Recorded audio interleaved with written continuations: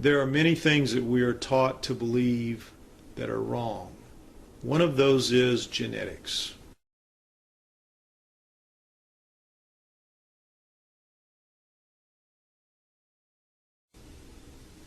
The human body contains 100 trillion cells. Each cell contains a nucleus, except the red blood cells. Each nucleus contains 46 chromosomes, arranged in 23 pairs. One chromosome of every pair is from each parent.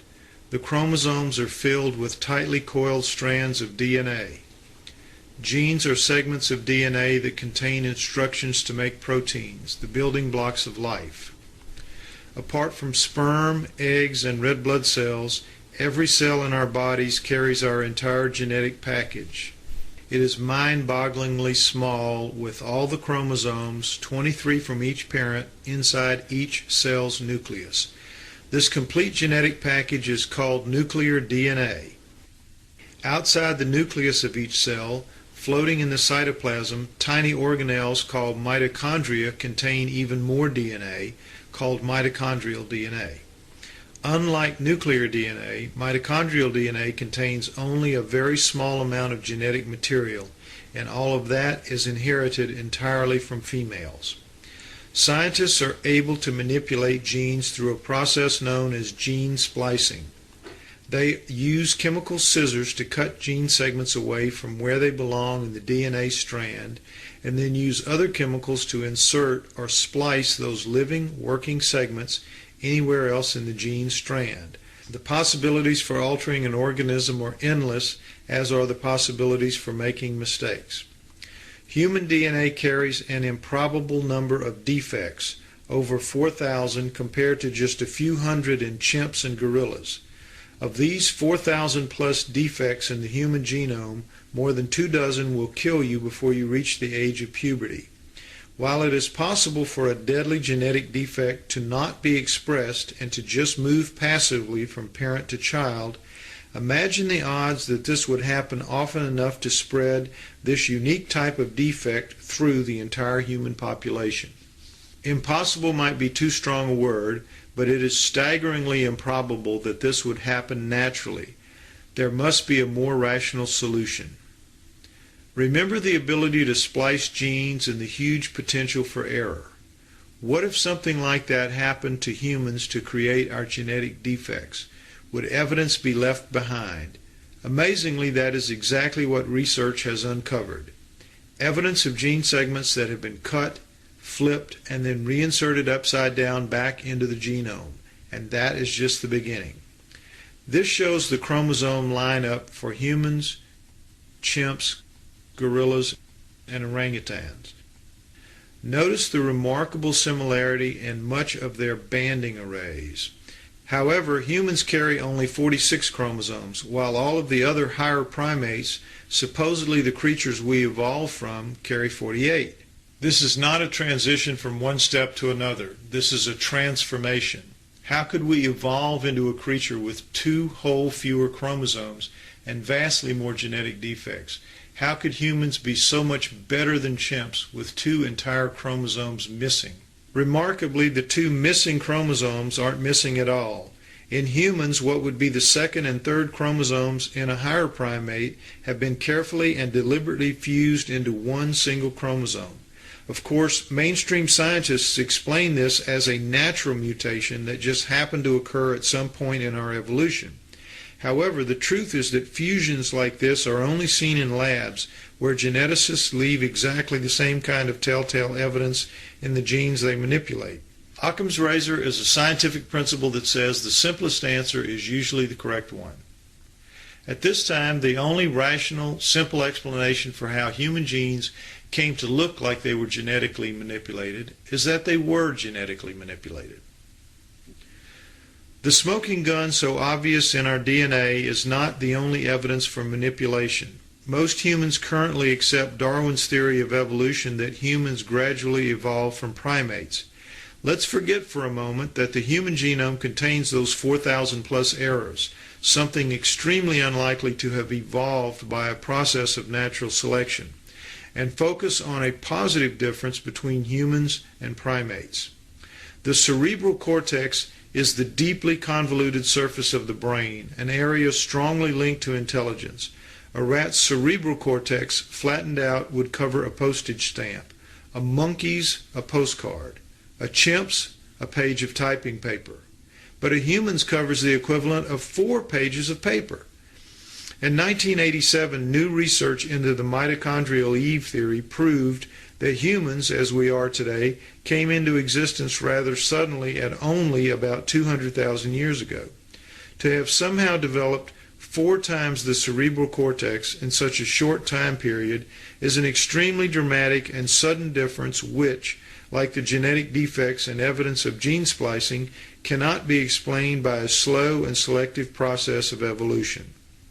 Occam's razor would require that, if the evidence shows it is almost impossible for humans to have naturally evolved, and if there is evidence of genetic manipulation, then humans probably are the products of genetic manipulation rather than evolution.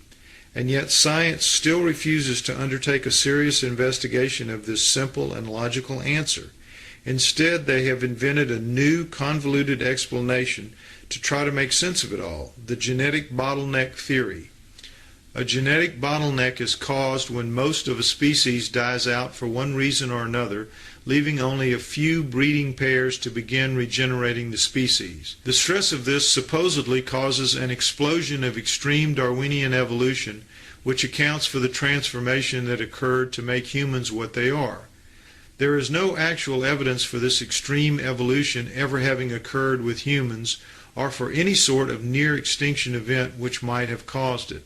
But it is the only theory science has proposed to explain how a species only 200,000 years old could have advanced so much compared to other species like chimps or gorillas, which seem not to have changed at all in that same time period. When explained by someone in a lab coat using scientific jargon, the bottleneck theory may sound plausible, but when you consider all of the events that need to happen to make the theory work, and the fact that no evidence exists to support any of them, it simply doesn't make sense. Human genes show evidence of genetic manipulation. Human brains show evidence that humans suddenly transformed rather than gradually evolved. Human mitochondrial DNA suggests that the modern human species came into being 200,000 years ago, which rules out gradual mutation, leaving no plausible natural explanation for humans being as advanced as they are. The logical answer is that humans didn't actually evolve on Earth. They were genetically created to live here, and our genes prove it.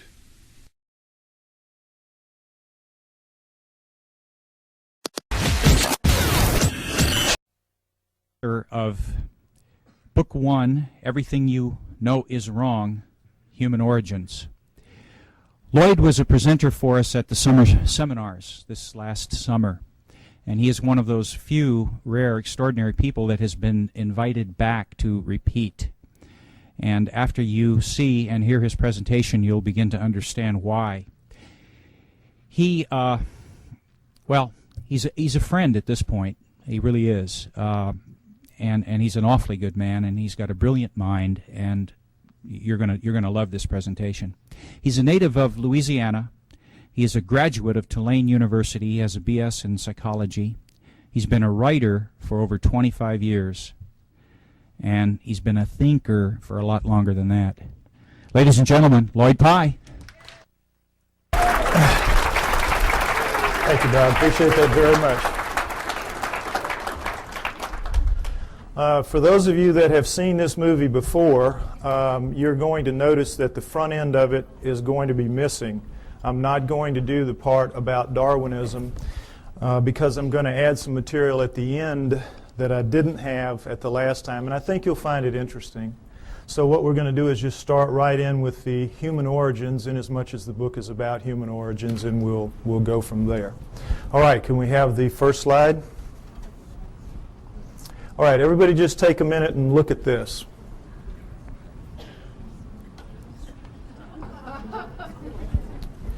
This is, wait, that's right, I don't need to do that. This is what we're all told is how we began. as human beings, that we came out of the primordial sludge and step by step evolved into what we are today. Everything in that chain up to us is eat, survive, reproduce. We are, what's it all about? We have that incredible ability to say and think, what's it all about? How'd that happen? That's what this is going to be about. What we're told is, of course, that we're a natural flow of things, and that with this guy right here, we share a common bond that begins between 8 and 5 million years ago. 8 and 5 million years ago. Reason being, we know that we have upright walking primates of some kind or other at around 4 million years ago. So they just jack it back and figure if we're upright walking at 4, we probably split from a common ancestor with the down on all 4 apes between 8 and 5 million years ago. We know we were upright walking at 4 because we have proof of it at 3.5. Next slide, please. These are the famous Laetoli tracts of Tanzania, Africa, discovered by Mary Leakey and her team in 1978. And here you see what they are. We're in solidified ash. We have a large pair here, smaller pair here. We assume it was a couple moving along. And we see the track here in a blow-up is not quite human. It's different in several ways, but it's human enough to make it very clear that we have upright walking bipedal creatures 3.5 million years ago, no doubt, measured by ashfall, which is very accurate. So that's why we jack it back. If we were this upright at 3.5, we had to be upright at around 4, and that's where you get your dates of 5 to 8 million years ago, the split from the common ancestor. All right, now, next slide, please. Here's the depiction of how this happened. The nearby volcano laid out a layer of ash. The creatures go walking along, leaving their tracks. Then another layer of ash comes, seals the layer, and then 3.5 million years later, a rivulet comes through here, cuts through, exposes one of the tracks. One of Mary Leakey's team sees it, and then they peel back the layers until they expose the whole thing. Miracle piled on miracle. It's just amazing, an amazing discovery.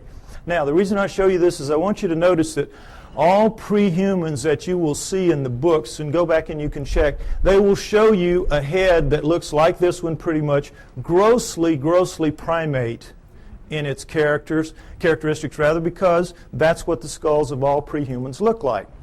But then they'll always stick these human bodies underneath those heads.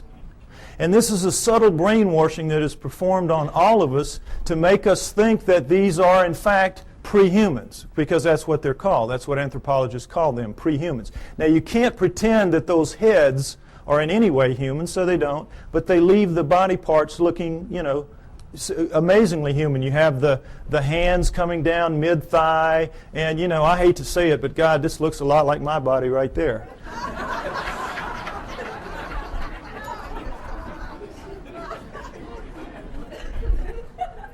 Point is, we're all being misled by these depictions, and notice them continually. It's the way I'm telling you. Now, next slide, please.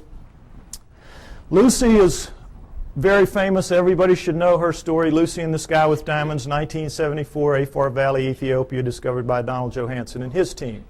She is the first of the so-called pre-humans. They are the Australopithecines, and she is one of the first types. Now, what we know from her is a remarkable amount, because we have 40% of her body recovered. With mirror imaging, that gives us 80%. It was so much more than any other fossil at the time. It was just amazing. So we know a lot about her. She stood about 3 feet 6 inches to 3 feet 8 inches tall. Very diminutive relative to us.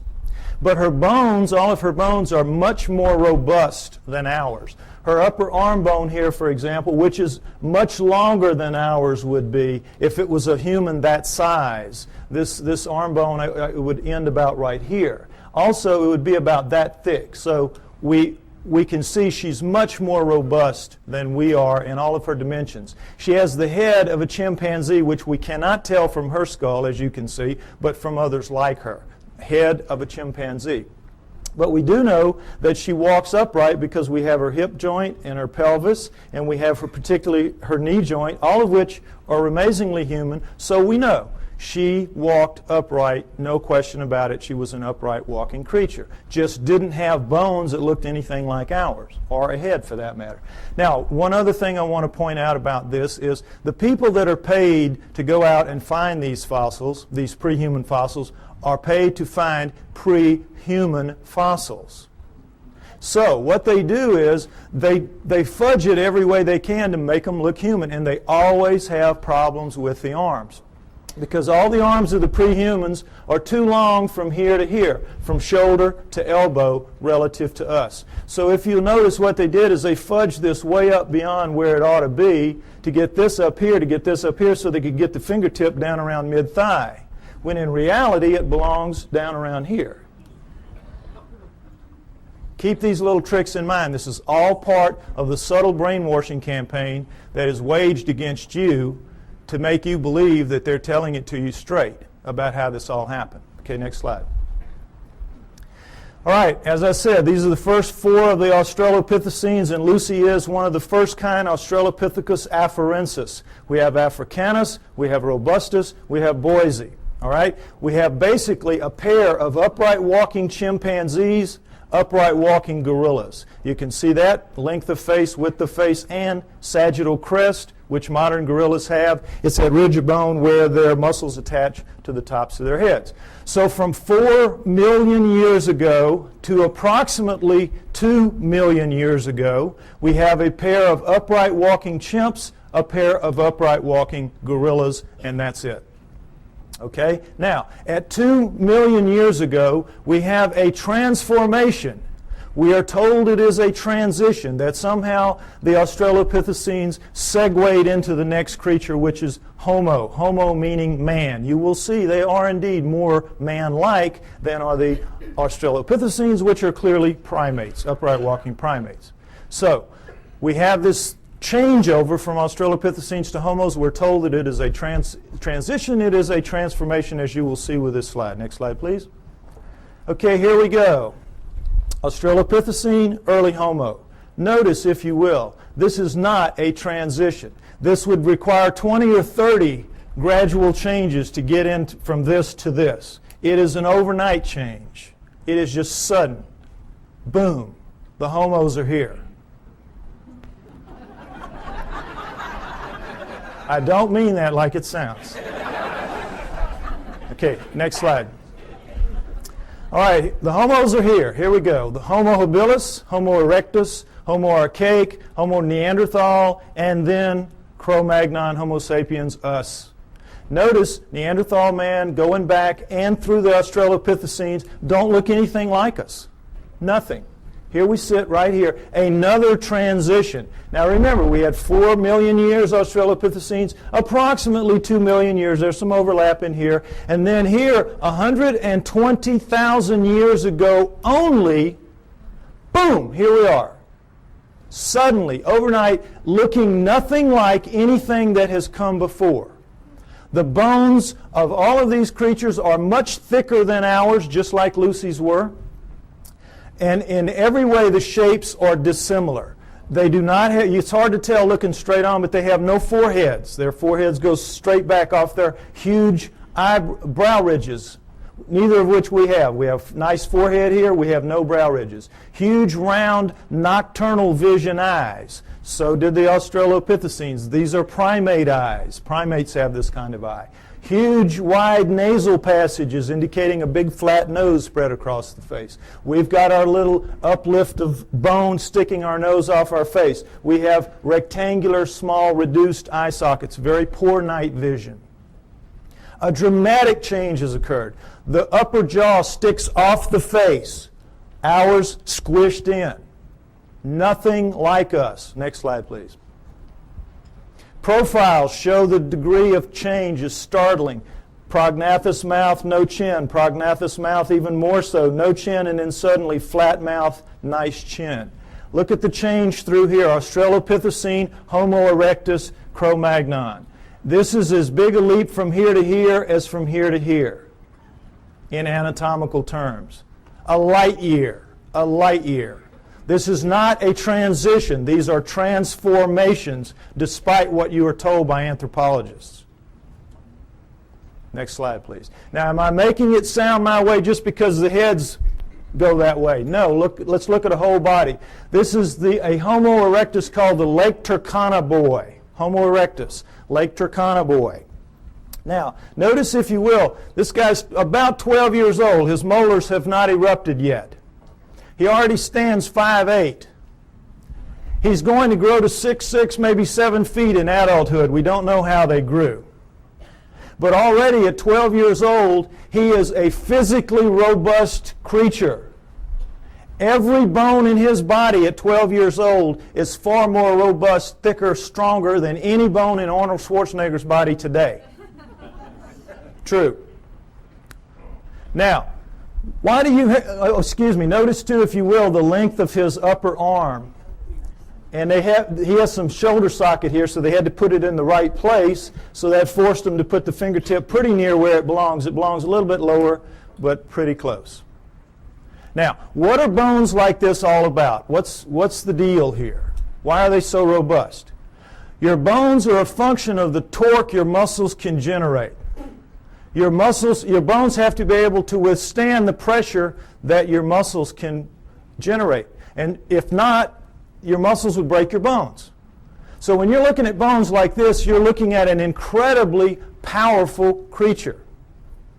What are you looking at? You're looking at primate bones, primates of the earth. This is how the primates are built. Gorillas, chimps, right on down the line. They are incredibly strong relative to us, are the primates. 5 to 10 times pound for pound. They can come, they'll come right out of the mother's womb, reach up, hands and feet, hook onto her belly, and she walks off. And they can hang on. Anybody's had a pet monkey knows what I'm talking about. Next slide. Okay, this is a chimpanzee, minus its hair due to disease, so you can see the musculature in here. And the strength of these things is amazing. Amazing. You could take a male chimp like this, not a gorilla, and put it in a room with Mike Tyson. It's a battle to the death, and they both understand that. 2 or 3 minutes, this chimp is walking out. Now, he may be missing an ear or two.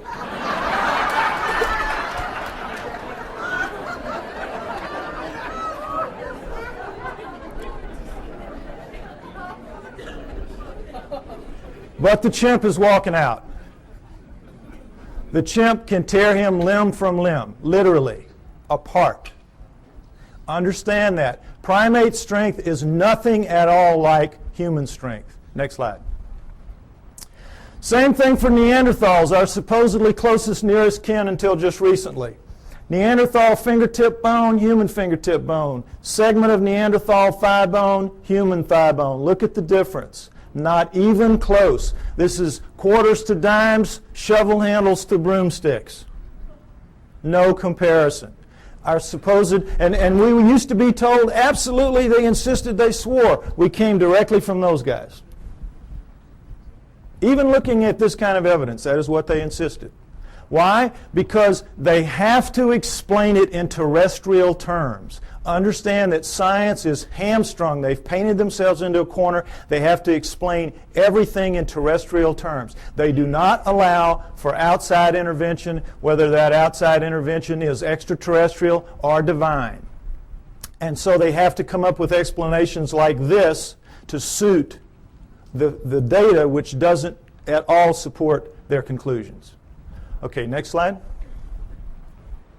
All right, here's the drawing that shows it a little more accurately what the prehumans are vis-a-vis the humans. Notice that in the drawings, the hands are down pretty much where they belong relative to ours.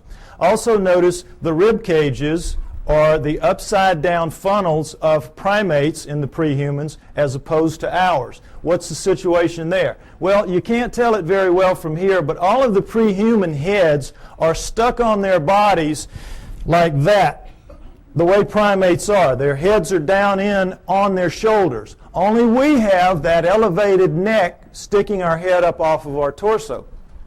They also have that extra arm length and that extra power, and so they need a bigger fulcrum up here to wing their arms and do what they have to do.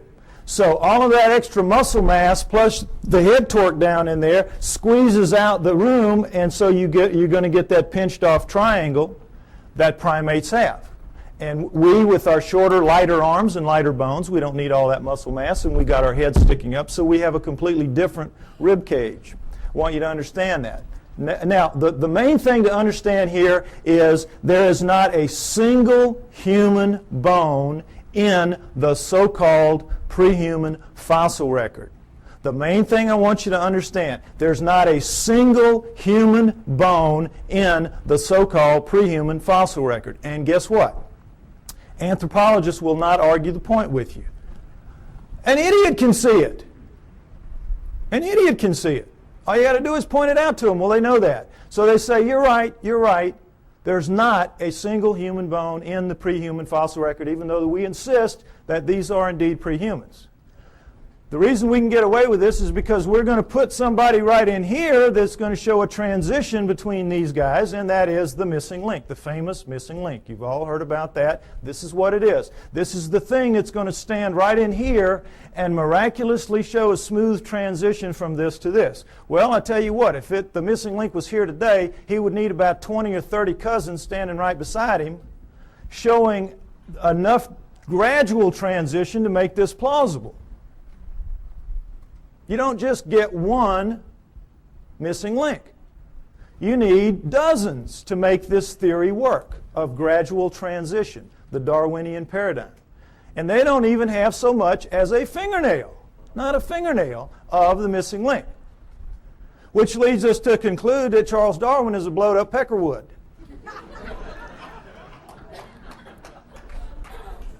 However, they will not concede that fingernail that's missing in that direction.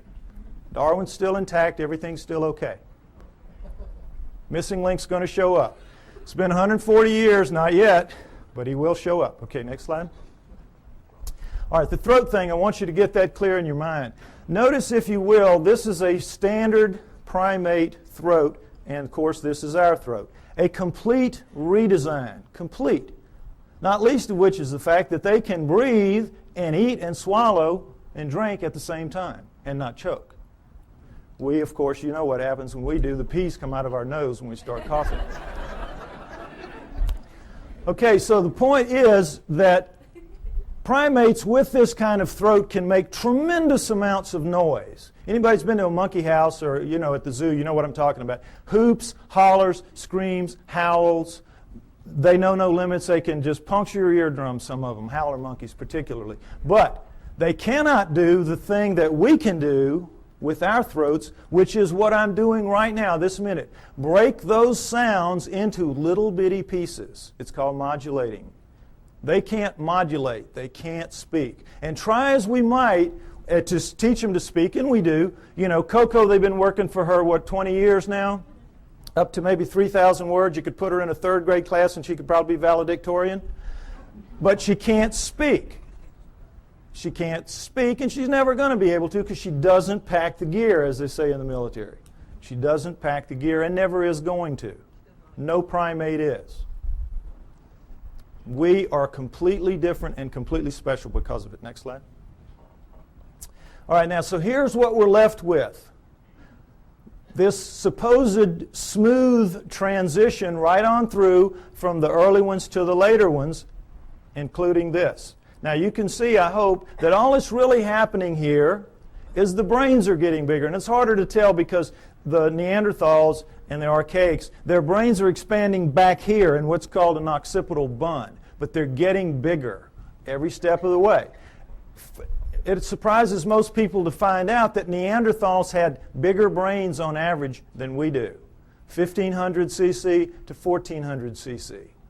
Bigger brains than we have, Neanderthals. We shrunk somehow and got so much smarter. Figure it out. Point is that we're told that all these guys went extinct at 30,000 years ago because that's when we see the last Neanderthal. That's when we find the last Neanderthal fossil, 30,000 years ago.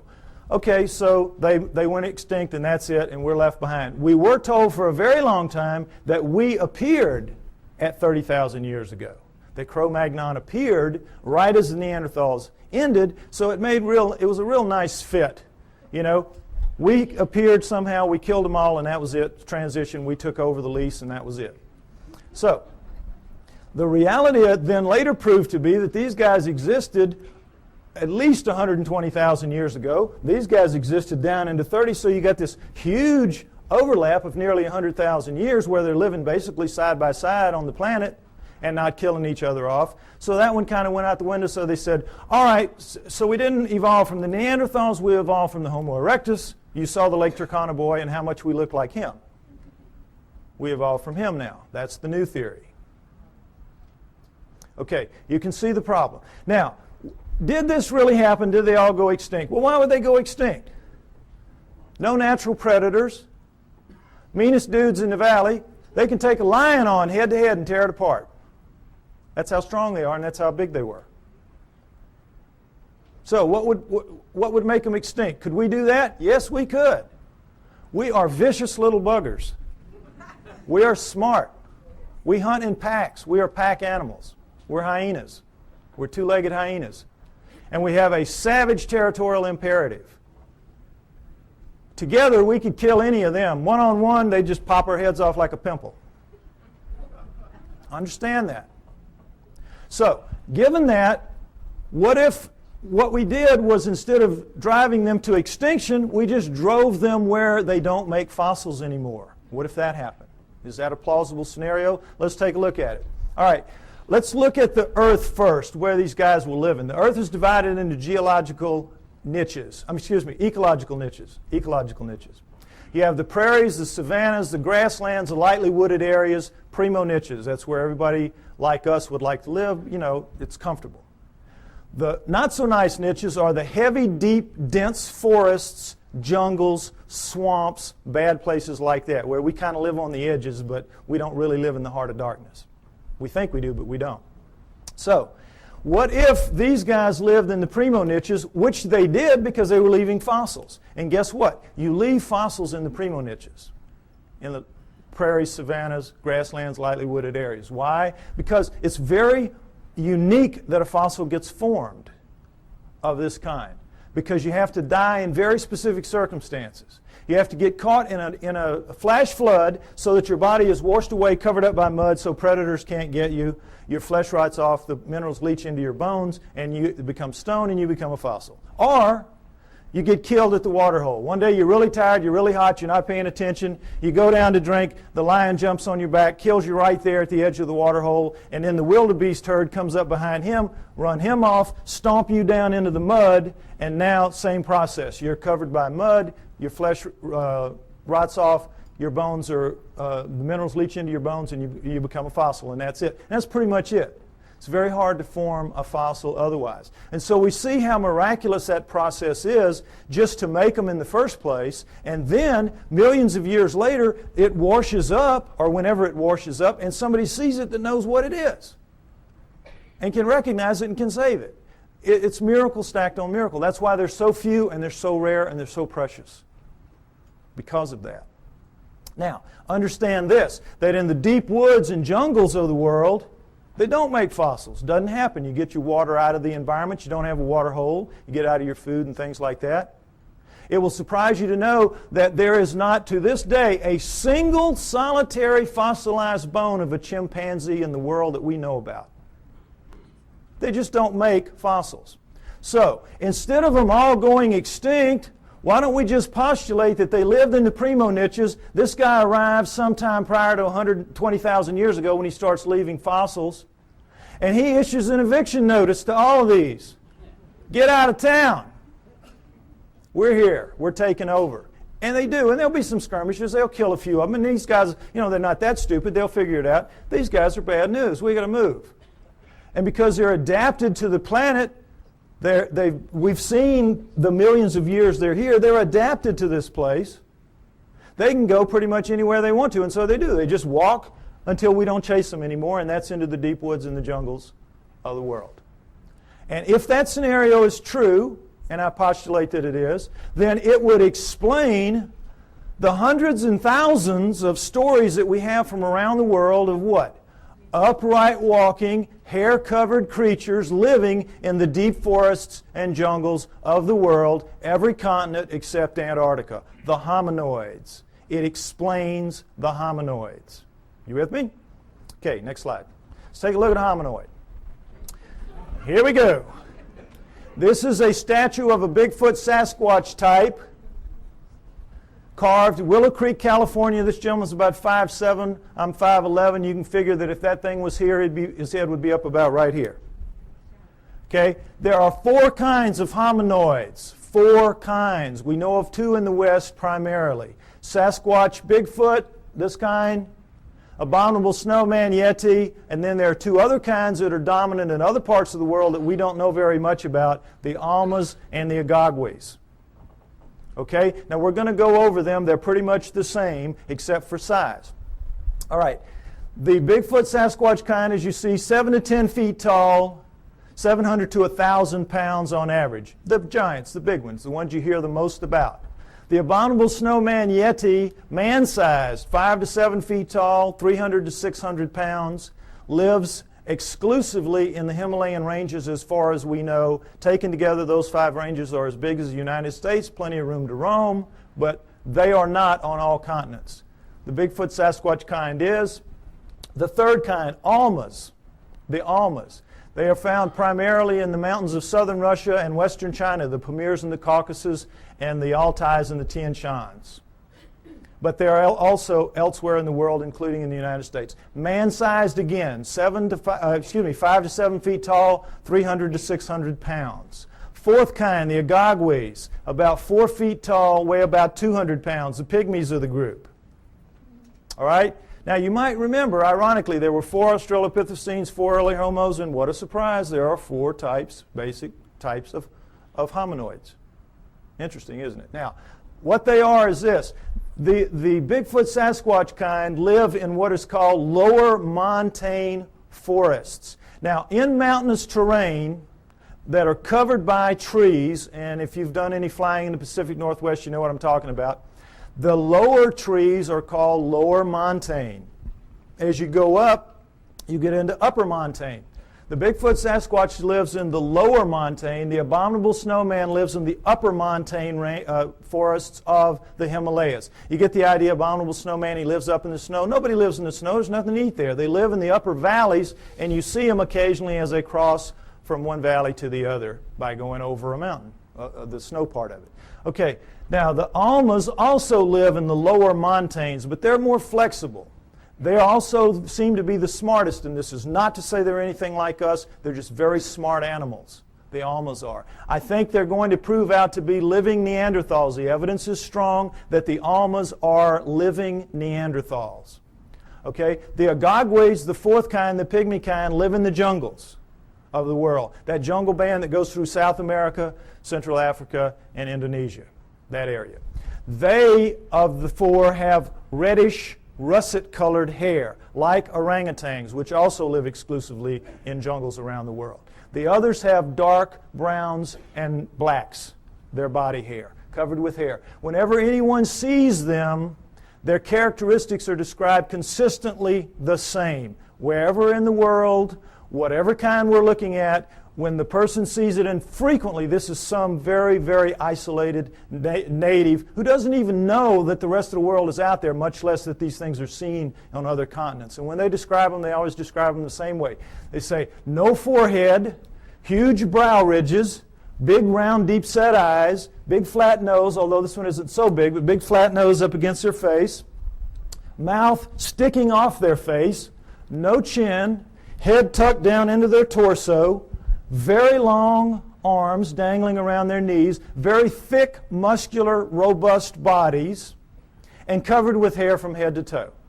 Now, take away the hair, and what did I just describe to you to a T?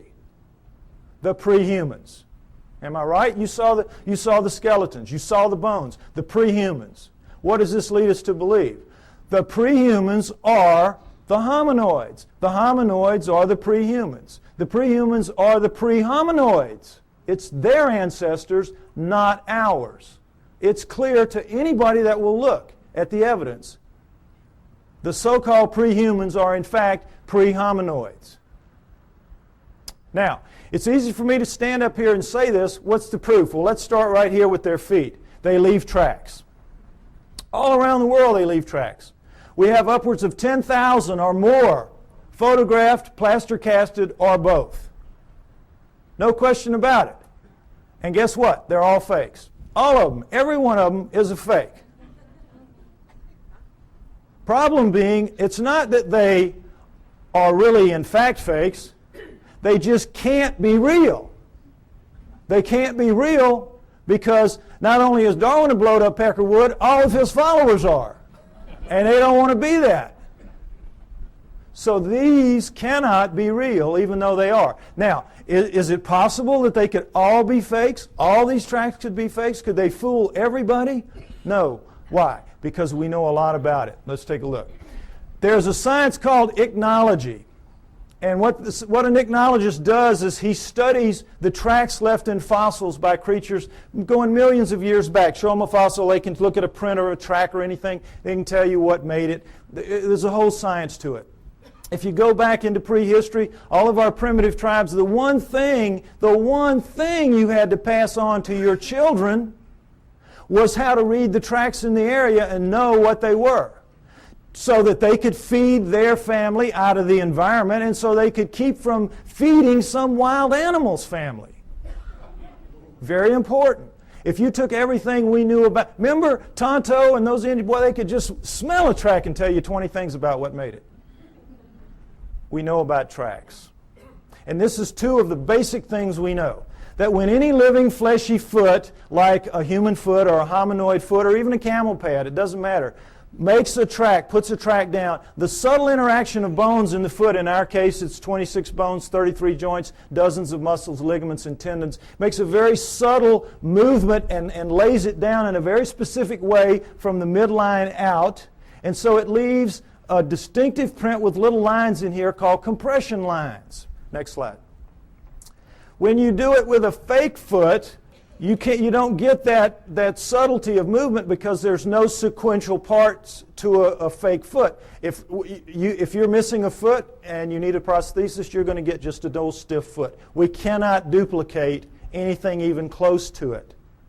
Anything even close to a real foot. So whether this is plaster or rubber or plastic or wood, it doesn't matter. If you're making a fake foot, it's going to be of a piece, and so when you put it down into the medium, you have to stamp it or press it as a whole, and in doing so, you get a very distinctive look to that, and it's a little ridge here with cracks on the top and the outside that's an impact ridge.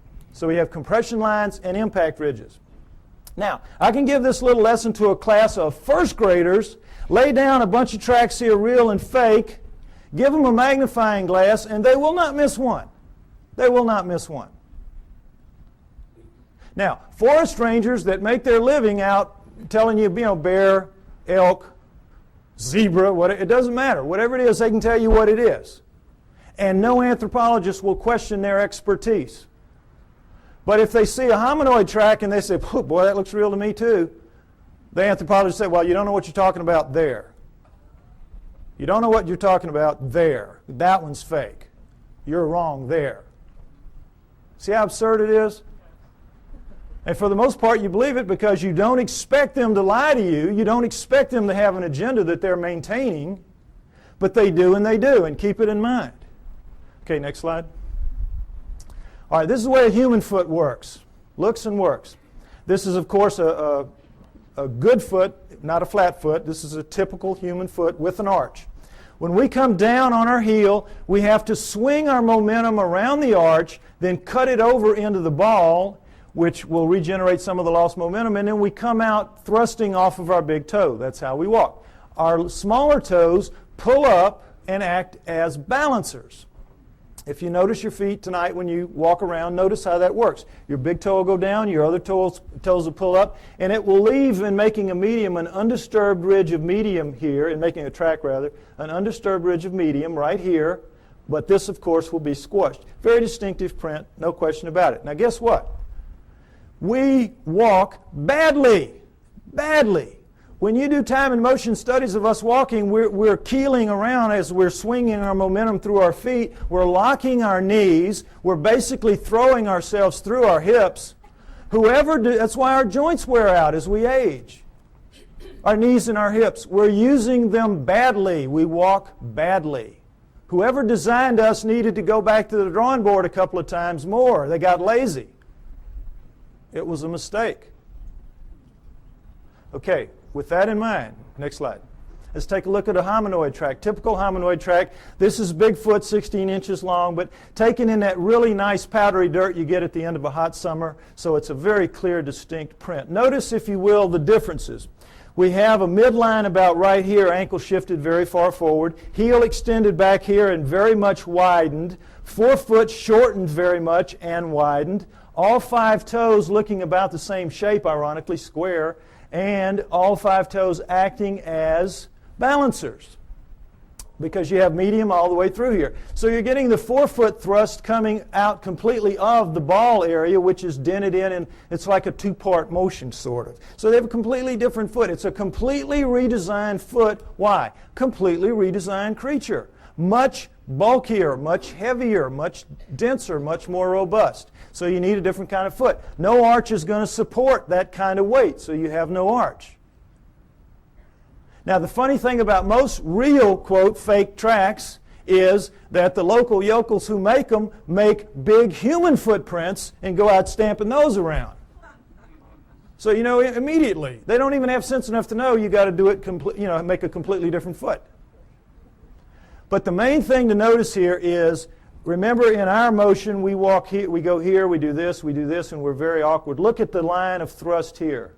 Straight shot. What does this tell us? He walks right. He does it better than us. He does it the way it's supposed to be done. He or she does it the way it's supposed to be done. Isn't that interesting? Next slide. Okay, this is something else that the best hominoid tracks have. Dermal ridges. Now, it's kind of hard to see, but dermal ridges are your fingerprints on your feet. Fingerprints on your feet. This is why they take a baby's footprint when it's born. Finger's too small to deal with, just stick its foot on. Same thing. Individual, unique. Dermal ridges. And there you oh, I think my battery's running out. Oh, no. No, when I put it down here, it goes out. I may need a replacement part here if anybody's got one. Yeah, I know, but I think it's just because I shook the battery a little bit. All right, anyway, point is that whoever's faking these things out around the world, thousands of them, is taking the trouble to make articulating feet that if they would just put on the market, they could make a fortune in the prosthetics industry. And then they're taking the trouble to incise dermal ridges when lasers would have a hard time doing this. I mean, criminals, if this was easy to do, criminals would get their fingerprints fixed, would they not? Instead of cutting them off. Lasers really couldn't do this kind of work, I don't believe. Oh, okay. Okay. Thank you. No, I got it. I'm going to go with this one for now. Okay. So, you with me? It's a conspiracy to end all conspiracies, this making the hominoid track conspiracies. What I'm trying to get you to see is that is in fact absurdity piled on absurdity that they're asking you to believe. And again, for the most part, you do believe that. Most people who came in here today probably believed everything that the tabloids have to say about the hominoids.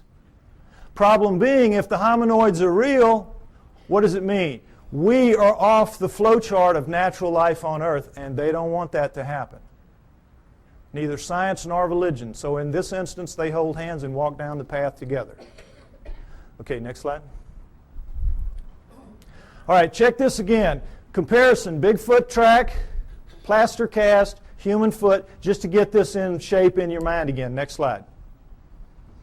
All right, another pair of hominoid tracks, as you can see. These are so grungy looking on the soles because they were taken out of clay as opposed to dirt, as you saw earlier.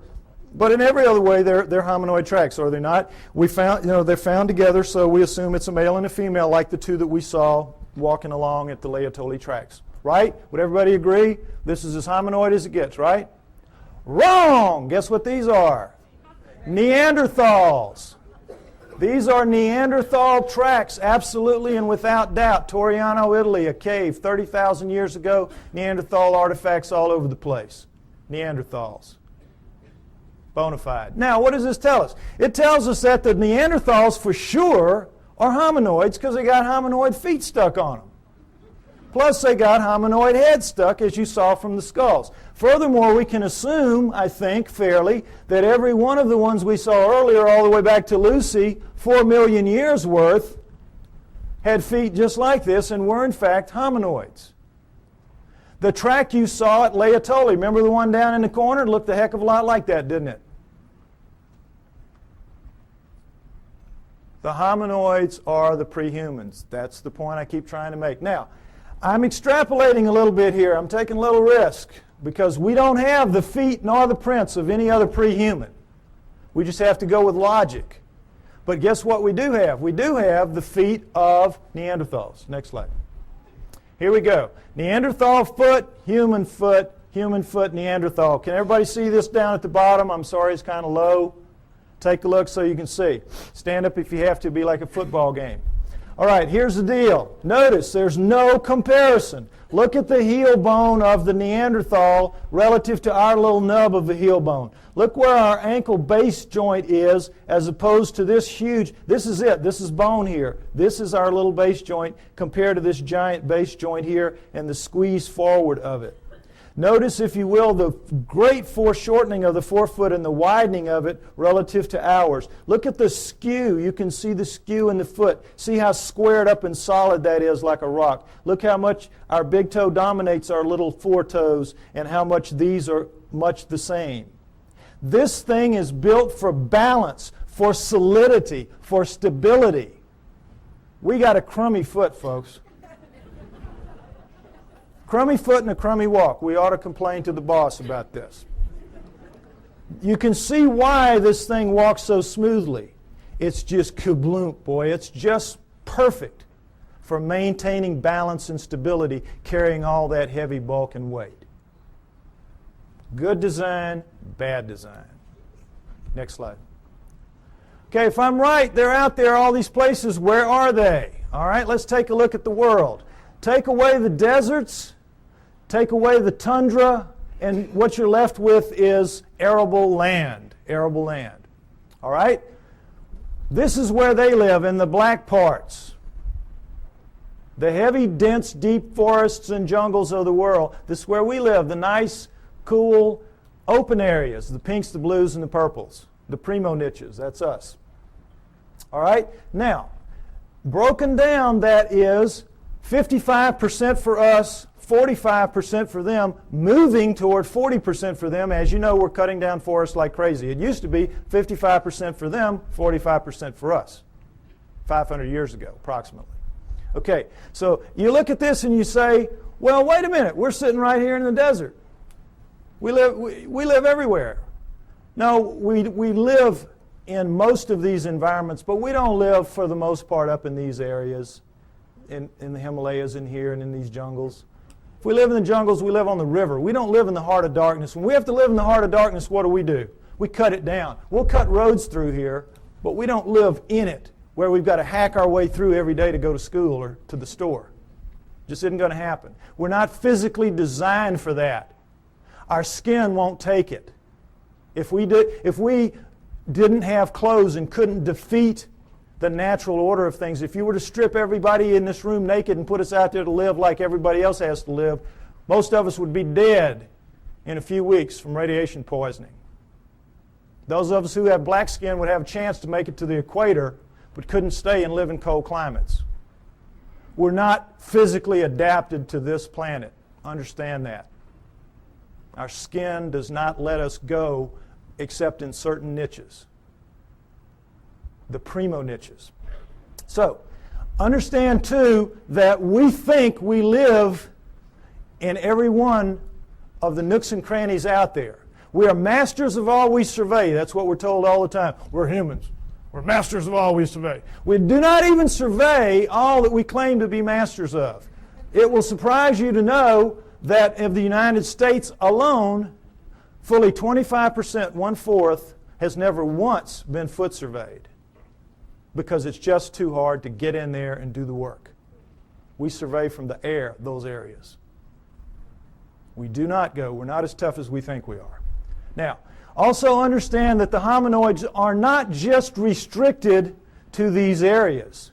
They move wherever there are forests. These are their real stomping grounds. But they go anywhere that there are forests. They use forests like highways because they are migratory animals. They migrate. They do not hibernate. They move with the seasons. And they use forests as their highways. As they live in the forests, they do a split shift with the bears. Bears work the day shift, they work the night shift. It is. It's how it works.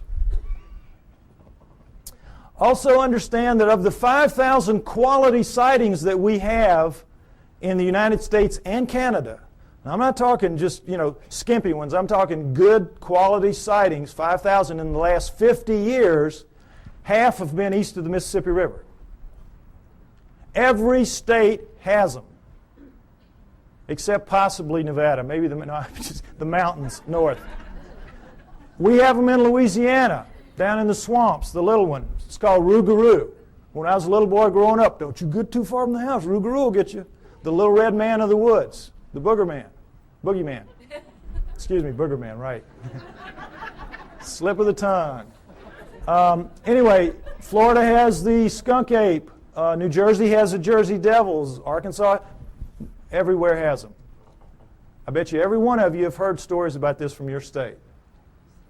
They're everywhere. And it's the same around the world. They share the planet with us. Okay, next slide. So, you say to me, well, okay, by George, we're humans. Why don't we just go out there and get one? Even so, we can do anything. Why don't we just mount up and go get one if there's so many of them out there? All right, panda is a perfect example of what the problem is. The panda was last century's hominoids. Rumors would come out of China of this black and white bear that ate bamboo. And, of course, every PhD in the world sitting behind his little desk does not even have to get his fanny up out of the chair to say, well, forget that. We know they have black bears. We know they have brown bears. We know they have white bears. But they're all carnivores. No vegetarian bears. You kidding us? Ridiculous. And then in 1869, a French naturalist goes to Sichuan province, China, and sees the hide of a freshly killed one hanging on the wall, and he knows they're real. So every zoo and museum mounts up the expeditions that you would like to see mounted up today to go out to find the next panda and bring it in. Serious. Now we're talking Sichuan province, an area the size of the state of Arizona, very mountainous, hilly terrain, difficult terrain, covered with bamboo rather than woods, but in every other respect like the environment that hominoids will be found in. How long do you think it took those teams? And this is back in the 1800s where people really knew their way around the woods. How long do you think it took? 60 years. And quit giving away my punchlines. Don't do that anymore. 60 years. 60 years. Those of you who've seen the movie, do not give away the punchlines.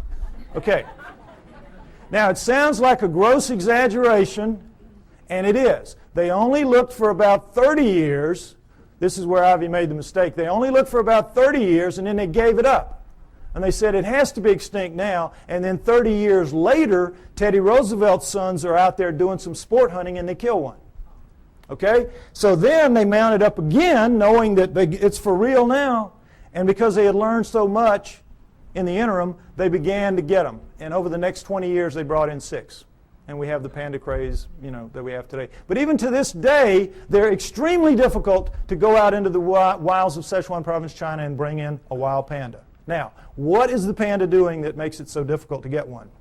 Well, as you can see, it's very brightly colored and stands out very distinctively against its green background. It lives during the day. It eats a very restricted diet, bamboo. It's very slow-moving. You see them move in zoos. They're as stupid as a bag of hammers. They can't even reproduce in zoos. Can't even find each other or figure it out. I mean, how stupid do you have to be? Anyway, point is, they're not doing anything. They're living their lives, And the problem lies with us. We can't hack it in their world very easily. We think we're masters again of the world. We're not. We're not. And where they live is where the hominoids live. And the hominoids are bigger, faster, stronger, operate at night, eat anything in their world. They can hear better, see better, and I'm absolutely sure think better than we can. We're not going to just mount up and go get one because we've tried it many times and it hasn't worked. We're only going to see them by accident, encounter them by accident. And that's when it happens, and it happens a lot. We have good evidence on record of these encounters. Next slide. We're going to go over a few. The famous Patterson film, Roger Patterson took a film of a female hominoid walking along a creek bank in 1967, October. You all saw this, well, not all, but some of you saw this recently on a television program called World's Greatest Hoaxes. All right, that itself was a hoax. That program was a hoax. I wrote a long email about this, and it's on my site if you'd like to read it, www.lloydpye.com. It's a defense of the Patterson film showing what they did not talk about in that program, trying to make this film look like a hoax and pick on it, as people will do occasionally. There's no doubt that this is a bona fide film for a number of reasons we're going to go over. All right, first of all, it was a bright sunny day, as you can see. What happened was the sun was shining such that it was glinting off of her shoulder and thigh as she walked, and you could see her muscles rippling in her shoulder, in her thigh as she walks. In good slow-mo close-up you can see that, which they did not provide in that program. All right, if that's a person in a suit, the suit has to be glued to naked skin. In the gluing process, you lose that flexibility, that ripple. The only thing that looks like this does in this film is real skin over real muscle working. So we could stop right here. It's real just based on that. Right there. But we don't have to stop. The arm, if you've all seen her walk, she walks along like this. She drags her arm down around her knees where everybody says, the hominoids do. Why? The elbow articulates right here, which is much longer from shoulder to elbow than a human. If that's a human in a suit, impossible. You can't get an elbow bend at the same point. So we could stop right there. Solid proof that that's not a human being in a suit. But furthermore, Jerry Romney, the guy they said was in the suit, they stuck him with breasts. What would they do that for? Why go to the problem? Why go to the trouble? As she walks along and she turns back to face him, you see the breasts sway, and she takes a couple of steps, and you see that nice jiggle that we all know. If it's a person in a suit in 1967, it's going to be those early silicone jobs. Remember those? Absolutely real right there. Furthermore, she left tracks in the hard-packed sand of the creek bed. 1 inch deep. We have pictures, we have casts. That cast you saw earlier of the cast in the foot, that was her foot. No question, inch deep, walked a 200-pound man beside her not long after. He sank about a 1/4 inch. So we know that as she stood there doing this, she weighed 600 to 800 pounds. Fake that. That's got to be a real lead-lined suit. 600 to 800 pounds as she walks. So we know that it was a legitimate film. Furthermore, as they pointed out in the program, with the fake films, they can never tell you where it happened and who did it, who took it, because they don't want that guy to be grilled and they don't want experts to go and measure one limb here and know how tall it really was. What Patterson did was he went right out fast as he could and begged every expert in the area that he could call, every anthropologist and zoo person, come out, bona fide sighting, please bring dogs. And you don't want to bring dogs because these things have a very powerful body odor that even tracking dogs will recoil from. If it's a person in a suit, it's like the suit's not even there. The dogs are after it. Patterson did, of course, no expert came. Needless to say, they never do. You can't get them to go because they know what will happen. A young man named Grover Krantz went out early in his career as an anthropologist, took a look at one, and he said, it looks real to me. And it's 30-some-odd years later, and I think he's still trying for tenure. They've made a tremendous example out of Grover Krantz for what happens to people who side with the enemy in this issue, which is a very volatile, very sensitive issue. Okay? So no experts would come, needless to say. Patterson did everything right that he could except film something that could be real. Other than that, he was great. Okay, next slide. A man named Albert Ostman, picture taken in 1957, talking about an event that occurred to him 33 years earlier in 1924 when he was a young man, a timber cruiser in the woods of southern British Columbia. He's taking some time off. He's out looking for gold mines, lost gold mines. He's sleeping in his sleeping bag one night, and suddenly Big Hand picks him up, shoves him to the bottom of the bag, slings him over its back like Santa's bag of toys, and scoops up his camp stores with the other hand and walks off with him. He is captured by a Bigfoot. He has marched for about an hour. He's got barely enough room at the top of the bag to breathe. The hand couldn't get quite around the bag, so he had enough room to breathe, but he's stuck down the bottom of it. It dumps him out an hour later or so, and he's in a 10-acre basin of high rock walls where he can't get out, and there's one opening opposite where he is, and over there is the den of the living quarters of the male Bigfoot that got him, his mate, and their two offspring, a young male and a young female. And Albert Ostman stays with them for 6 days before he can figure out a way to escape, which is very funny, very clever. Not going to go into it. Takes too long to tell. It's in the book, okay? But he gets away. The point of the story is not how funnily he escapes, but that he doesn't tell anybody for 33 years. Keeps it to himself, thinking everybody would think he was crazy, which they would do. And then in 1957, he reads an affidavit in a paper by a man who saw one picking berries, and the man said, well, if anybody has an experience like this, would you share it with me? So Ostman writes him a letter and says, this is what happened to me. Well, when people found out what happened to him, the roof fell in on the poor guy. Experts came in from all over the world. He had to take lie detector tests up the wazoo. You know how it works. And so you know that when you're telling a story, a long, detailed story, and it's a lie, you can't keep the details straight. You're going to goof it up, and they're going to figure it out sooner or later you're telling a lie. He never goofed up. He passed all his lie detector tests. No, anybody that had anything to do with him, just read the testimonies, say he was absolutely A+ straight-up guy, telling a true story. Next slide. The famous Minnesota Iceman. Ice Child is more like it. This was a juvenile Bigfoot killed by a man named Frank Hansen in the woods of northern Minnesota. Ironically, in 1967, the same year that Patterson filmed his Bigfoot 2,000 miles away. All right, now, Frank Hansen shot it in the back, blew out that nice hole in its chest, dropped it, severed its spine, dropped it down. It pulled its arm up to protect its face from him, as you can imagine, shot it through the wrist, through the left eye, blew the right eye out onto its cheek, and blew out the back of its head. Coup de grace, killed it dead. At that moment, 1967, Frank Hansen could have changed history. He could have taken this thing, crammed it down the throats of science, and we would not be having this discussion today. We would all accept hominoids as a reality from that point forward. No problem. But Frank Hansen was not that kind of man. The kind of man he was, he saw the opportunity. He bought a 7-foot floor freezer. He threw the body in there. He filled it up with water. He froze it. He put a piece of plate glass over it, and he took it around to shopping malls and county fairs for about 12 years, from about 1978 to, about 1968 to about 1980. Did anybody here besides me see it when it was out? There's always people that saw it. Okay, so they can tell you that it was the real deal. Okay? Now, what you saw if you went and paid your buck to see it was this thing laid out, and you could see it's kind of snowy, milky ice right here, but where you could see it was like glass. It was like air. It was clear. You know how ice can be. So, you could see very clearly that this was an living dead thing laying in front of you. But don't take my word for it. Take the word of a man named Ivan Sanderson. When Frank Hansen was trying to get publicity for this, he allowed Ivan Sanderson, a true zoologist and a great cryptozoologist, to study this thing for 3 full days.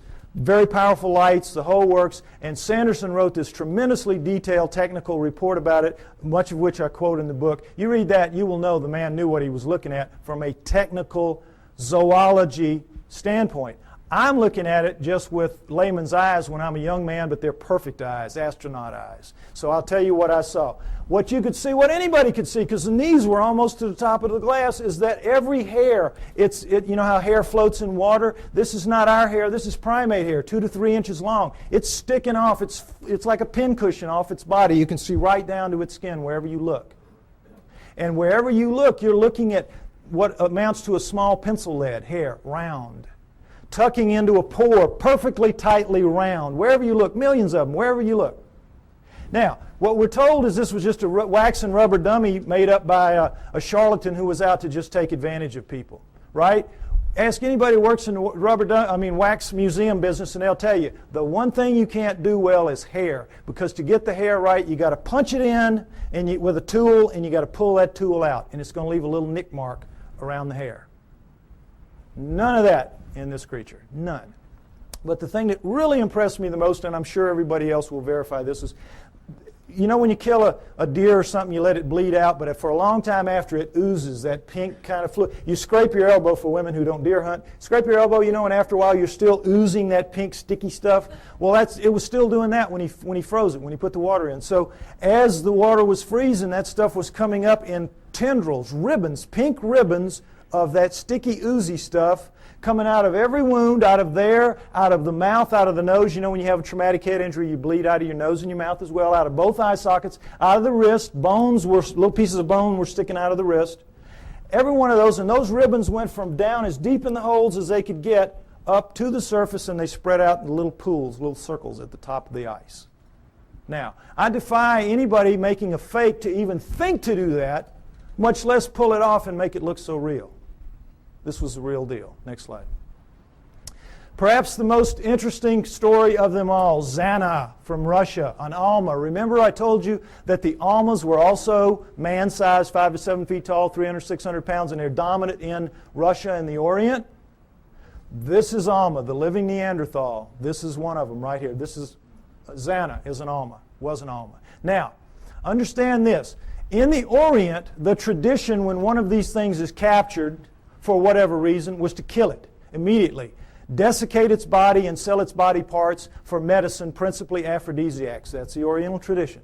In the Russian area, though, when they would be captured, male or female, they would be used as slaves, physical slaves, held, spirits broken in these primitive villages where they would be, and they would be used to carry wood, fetch water, do the haying, all the heavy work nobody really wants to do. Make the slave do it. And so that became their fate. And for females, another aspect of it was they had to become the sex slaves of the men of the area. And that was one of the other great advantages to having a female. And so this is the fate that befell Zana in about 1850. She was captured as an adult in 1850. We do not know how old she was. She was an adult. She was taken to the village of Takina, where they kept her in a hole for about 3 years until her spirit was broken enough to let her wander around. She was dependent on them for food, and then they began to train her to fetch wood, fetch water, do the things that she had to do. And she became like the village pet for 40 years. She died in 1890. Now, how do we know this? Because in the Orient and Russia, they don't have the same tradition that we have. They're very old countries. They've been living with this for a very long time, for centuries. They know they're real. They send researchers out taking information about it. They send teams out trying to find them, or they used to when Russia had money. They don't now. But this was done in the mid-1970s. Mid-1960s. This research was done in the mid-60s. So, in the mid-1960s, this was an area of Kazakhstan where she lived, where people live very long lives. You know those places in the world where people live up around 120 years old? So they had over 100 people above the age of 80 that had known her quite well in their youth. There were 10 still alive who had attended her funeral. So they were able to get tremendous corroborative evidence, corroborative testimony about her lifestyle, and everything about her from all these different people, so we have an amazing view of what she was like and what her life was like. Again, a lot of which I go over in the book. But the main thing is that she never learned to speak, but she learned the language. They could talk to her and she'd know what they meant. And while there, she gave birth 8 times to hybrids with men of the village. 8 times. Killed the first 4 accidentally because her kind apparently washes the newborn off immediately. She would take it to the freezing glacial river that ran through the village, and because they had so much human in them, it would kill them. So the last 4, the village women took them from her at birth and raised them on their own because they looked so human. And every pair of hands was very valuable in one of those primitive villages like that. And so they raised them up and they became Russian citizens. Married, had children. Her great-grandchildren are alive in Russia to this day. I know, it's an amazing story. Now, what do people say about her children? Well, everybody said that they were indeed taller than most, bigger than most, a little more robust than most, but not giants, not superhumans, just strong, big and strong people. Darker skinned than most, but not truly Negroid. Hair like, everybody, but not covered in hair like she was. Average intelligence, not wizards, not stupid. Ugly enough to make a freight train take a dirt road. Unfortunately for them. But they could speak. That's the key. They could all speak. They had very high-pitched voices, but they could speak, which allowed them to integrate into the community as humans, even though they were clearly not quite humans. So the researchers were real excited to get all this information. It's like, wow. And they knew where she was buried. She was buried in the village cemetery. Unfortunately, this is a Muslim area. They don't mark gravestones there. So they knew she was in the village cemetery, which had existed for centuries, and they couldn't say just where because of the 10 people that were alive. They all had different memories of where it had been. Who knew that 70, 80 years later somebody was going to care? So they couldn't decide. And they would have had to bulldoze the whole thing. The village wouldn't let them do that. So somebody says, well, guess what? Her youngest son, Kvit, died in 1954, only 10 years prior to this study. So they said, we know where he is. We'll let you dig him up. So, boy, they dug him up. Her youngest son, Kvit. Now, before we look at his skull, I want to say again, remember, Neanderthals had bigger brains than we did, and they carry them, we do rather than carry them in a bun in the back of their head called the occipital bun. All right, let's take a look at Kvit's skull. Here you go, right here. Notice, if you will, that's a remnant of an occipital bun right there. Notice how much of a forehead he doesn't have. Look at the size of these brow ridges. Look at that eye socket. Is it starting to look familiar? Look at the size of that nasal passage. Look at the size of these teeth. Look at the size of that jawbone. Look at the size of the cheekbone. But look at that chin. Allows him to speak. This is an ugly dude, kids. This is a Neanderthal, basically. This is a guy you do not want to meet in a dark alley. Now, what, of course, anthropologists say is that he is an extreme variation on the human norm. An extreme, real extreme variation on the human norm. But that's how they explain it. Okay, I ask you to take my word for it. Hominoids are real. They live with us today. They have always lived with us. It is their planet. They are the native, indigenous, upright walking primate of planet Earth. There was a split somewhere between the down on all four primates and the up on 2 feet primates, but we're not the one. The pre-humans are the pre-hominoids. Go with me on that. Now, if you do, what it means is, as I said earlier, we human beings do not have a place in the natural scheme of life on Earth. And that's a problem. So if we don't, where did we come from? Why and how did we start leaving fossils on the planet at only 120,000 years ago? All right? Unlike Alan, the speaker you saw earlier, and perhaps unlike some of the others you might hear later, I have my own opinion. I don't necessarily agree with him. You're here to evaluate what we say and decide on what you believe. I am a pro-Sitchin person, as you will see. Okay? I have studied, and in part 4 of my book, I base part 4 on the writings of Zechariah Sitchin and the ancient Sumerians, because, next slide, I believe that the answer to where we came from is, in fact, going to be found in Sumer, ancient Sumer. Modern-day Iraq, Tigris-Euphrates River, Zagros Mountains, the Fertile Crescent. And the Sumerians are the first great culture that we know to come out of the Stone Age. At around 6,000 years ago, they appear full-blown, boop, everything. Over 100 of the first that we attribute to a high culture the Sumerians produced. Now, logic would tell you, and certainly the Darwinian paradigm of simplicity leading to ever more complexity would tell you that the first culture out of the Stone Age is going to come crawling out of the caves on bloody hands and knees. Are they not? But no, These guys come sailing out and start building beautiful cities and have education and law and everything. Next slide, please. They had the first great cities, the first great city centers, the first high-rise buildings, the first walls, the first roads, the first wheeled vehicles, the first ocean-going vessels, geniuses with water, first agriculture, first animal husbandry, first laws, first court systems, first literature.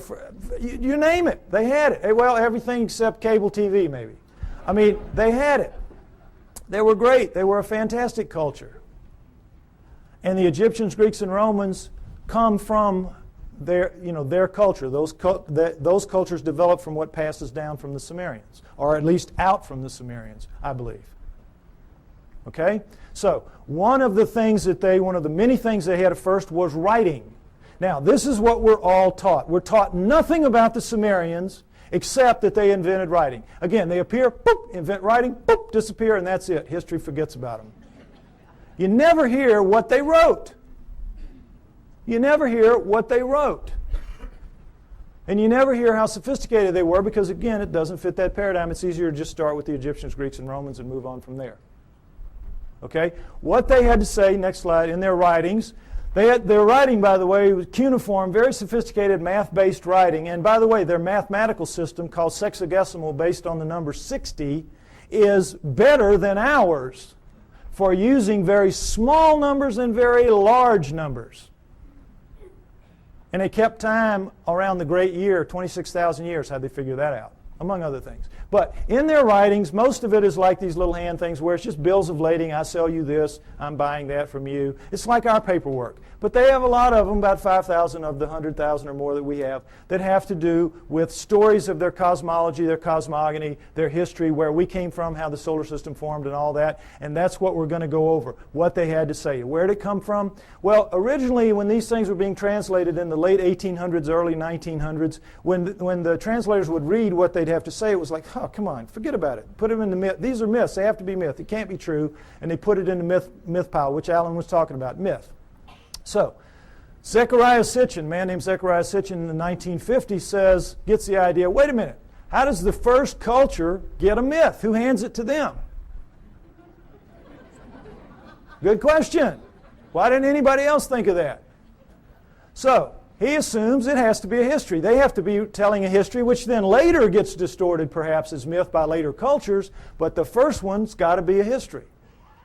So he goes into the myth pile with that attitude and comes out with 8 books at this point called the Earth Chronicle series, which I use as the basis for a lot of what you're going to see here now for a while. Okay? We're going to go over what the Sumerians had to say, boiled down. Part 4 of my book is basically the cliff notes to Sitchin's work. Any of you that have tried to read it, you know it's a slog at points.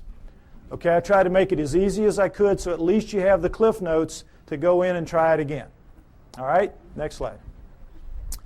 Here's what they say, that originally as the solar system was forming, there was the Sun, Mercury, Venus, Mars, and a big planet called Tiamat, right where the asteroid belt is now. And if you know about Bode's law, there's supposed to be planets at certain places of a certain size, and it all fits reasonably well except for the asteroid belt where there should be a planet, and there isn't. But there was Tiamat then, Jupiter, Saturn, Pluto as a moon of Saturn, Uranus, Neptune, and into that forming solar system at around 4 billion years ago, which we extrapolate and assume because all of them were still very plasmid, still very much lava-ish, able to pull moons out of themselves. And we know that the solar system formed at around 4.6 billion years ago. So at around 4 billion years ago would have been the time approximately when this would have happened. Okay. Nibiru comes in, and as it's a stray planet like the one we saw a few months ago being slung out of the binary star system on the news. We all saw that. Probably something like that. It's captured by the gravitational pull of the large outer planets, swung around the sun, captured by the sun, and is caught in an elliptical orbit like a comet, moving clockwise as opposed to the counterclockwise circles of the other planets. Well, as you can see, there's the capacity for real problems here with one going one way and one going the other. And in the second time around, Nibiru collides head-on with Tiamat at planetary speeds. This is a collision. Okay? Next slide. This whole thing now is described in the great Sumerian epic of creation called the Enuma Elish, which is 6 tablets of action, 1 tablet of summation, which is taken to be by many people the basis for the 6 days of creation and the 1 day of rest.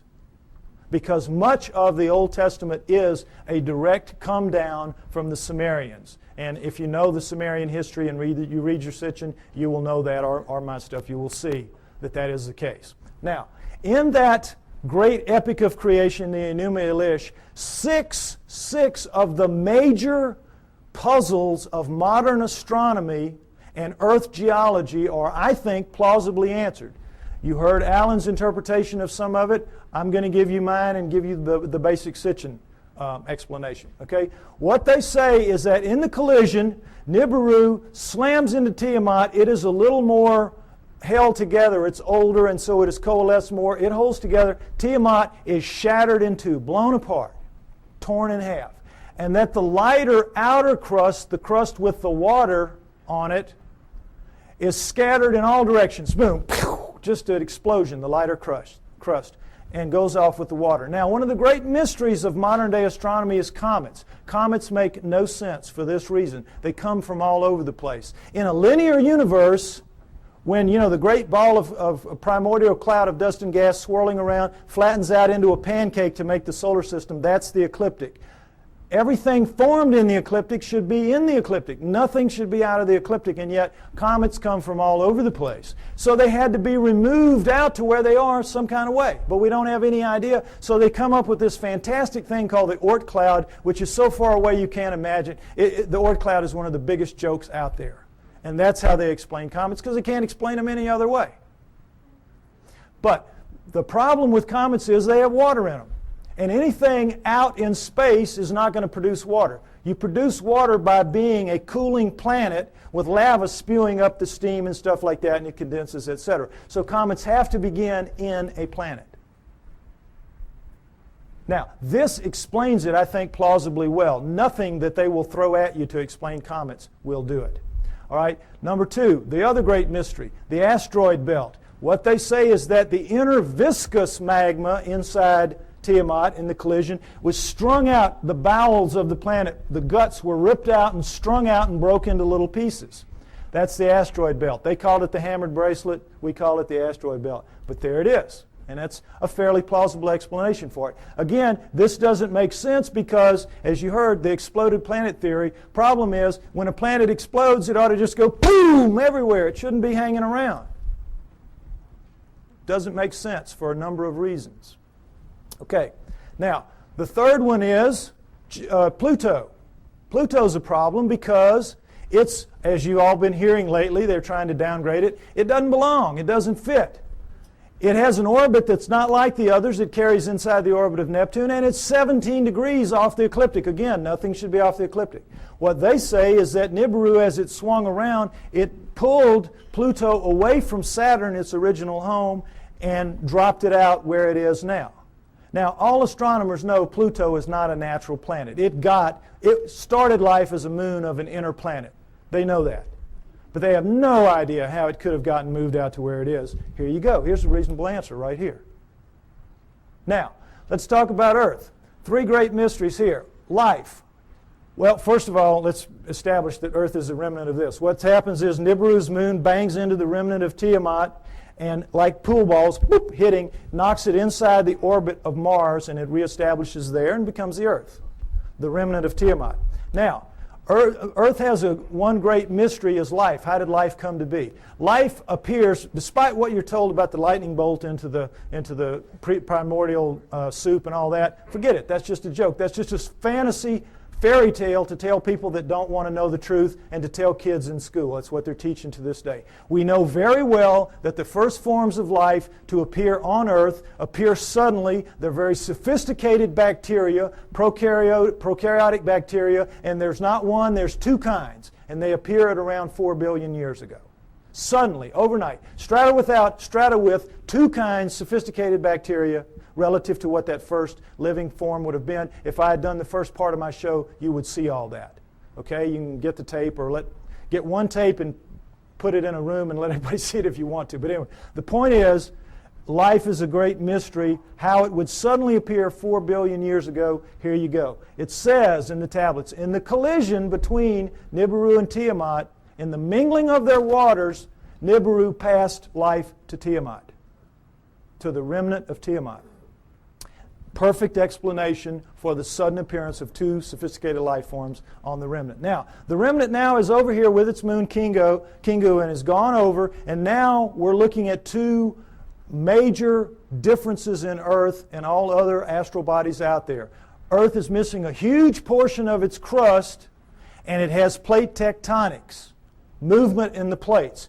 How could that happen? No explanation. Why? Because in the vacuum, any liquid in a vacuum, what does it do? You see it in the space shuttle all the time. They let orange juice or milk. It makes the smallest, tightest ball it can make. That is what a liquid does in a vacuum. Smallest, tightest ball it can make. Now, that is what all the other astral bodies have done. They don't have plate tectonics. There's nowhere for the plates to go. They're as tight as they can be.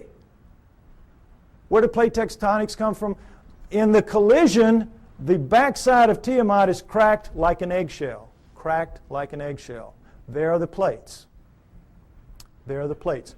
And when the missing crust, of course, is when the half is there. It's still viscous. It's still magma. So what's it going to do? It's going to tighten itself down into a new ball, much smaller than the old one had been. And what's going to happen? It's going to have a big chunk gone, a big missing piece of itself, a big hole in itself, in its skin. And so that scar is going to break up into pieces as the plates move around, and we have the plate tectonics and we have the missing surface that we know about today. Next slide, please. And we'll take a look at just a representation of what it looks like with the water gone. Not to scale, of course, but you get the idea. This is not like any other planet or moon out there. Something happened. And I think the Enuma Elish gives a plausible explanation for what that was and for all the other things that I mentioned as well. Next slide.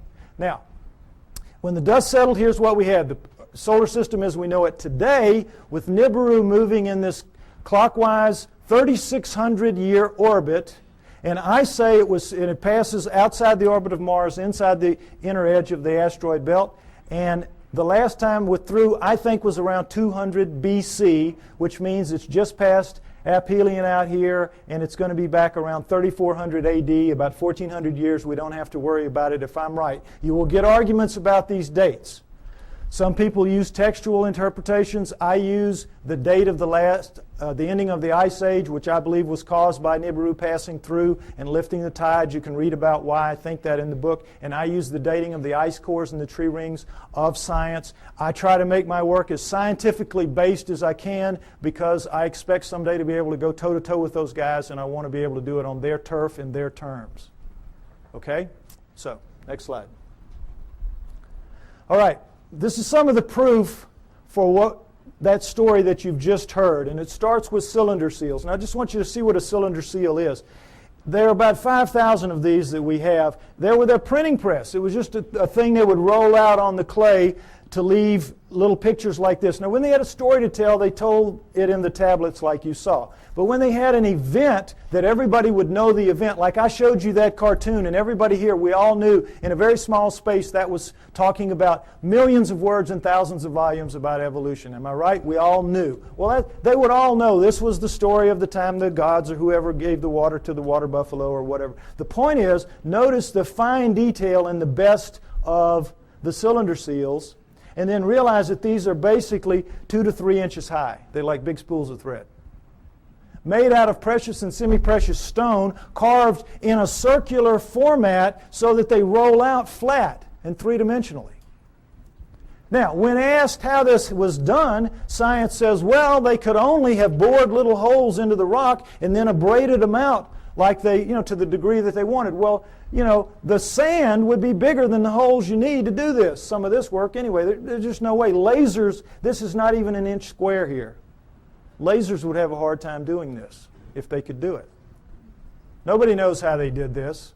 They're just pulling one out of the hat on you. Okay, next slide. This is the one I want you to see. This is a much older one, much more worn, as you can see. 4,500 years, 4,500 years, 2,500 BC. It's VA 243. It's in a museum in Berlin. It's well dated. And it's called the granting of the plow. This is a seated God. See him in his chair with a plow in his hand. And this is a standing God, and this is a human. How do we know they're gods? Because they have horns on their helmets. Horns on their helmets. Notice the horns. This is how you signify gods, or they did anyway, the Sumerians did on their cylinder seals. And I want you to pay special attention to this because later at the banquet we might see a real live Anunnaki helmet.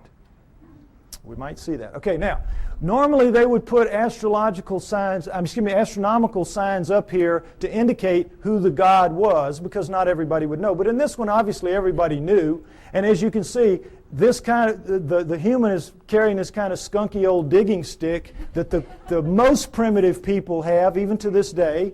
And this new wooden plow here 4,500 years ago, we can go to Egypt today and see this very plow, and in many other third world countries still being used, this very plow. Okay, so no question it's the granting of the plow. But this is what makes this special right here. Let's see a blow up of that. What is this? Solar system, right. Sun, Mercury, Venus, Earth, in their relative sizes, mind you. Earth, Moon, think how small that is. What grain of sand dug that out? Mars, and then, what should be here? This should be the asteroid belt. This is Nibiru, folks. Nibiru. Jupiter, Saturn, Pluto as a moon of Saturn, Uranus, Neptune. Notice that it's only a little bit bigger than Uranus, Neptune. It's about 3 times bigger than Earth. Nibiru is a good-sized planet. Good-sized planet, according to this. Okay? Now, again, what proof do we have of any of this? Let's take a look at this. All right. Here's a look at the solar system that you don't get to very often. And did it occur to any of you that we were looking at a cylinder seal carved at 4,500 years ago that had Uranus in it that we only discovered in 1781 when our telescopes got good enough to see it? It had Neptune when we discovered in 1846 when our telescopes got good enough to see it, and Pluto, which we discovered in 1930 when our mathematicians got good enough to tell our astronomers where to look for the thing because it was so small. What are the Sumerians doing knowing about that? Furthermore, what are they doing writing in one of their tablets that if you look at these two, Uranus and Neptune, in the heavens, meaning right out on them, they look like blue-green watery twins? When we didn't find that out, we thought they were just big old gas bags like Jupiter and Saturn until Voyager went out there in 86 and 89 and found that, lo and behold, they really are blue-green watery twins. What the Sumerians said 4,500 years ago. Furthermore, they didn't count the way we do. Earth was not the third rock from the sun for them. It was number 7. So that means they were counting from out here and they were putting Pluto in its correct place. What are they doing with all that knowledge?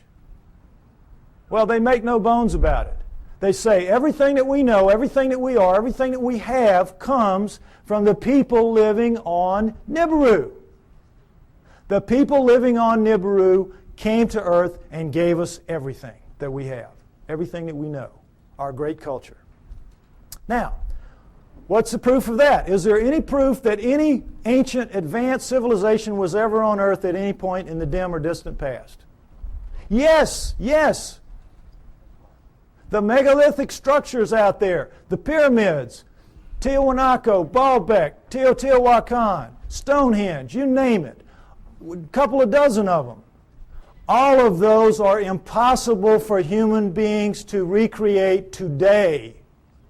And yet we are told in another one of these great fantasies that they were somehow created by people in ancient times, ancient Egyptians or ancient Sumerians or anybody. Somehow or other they did it. And it's just absolute malarkey. Impossible.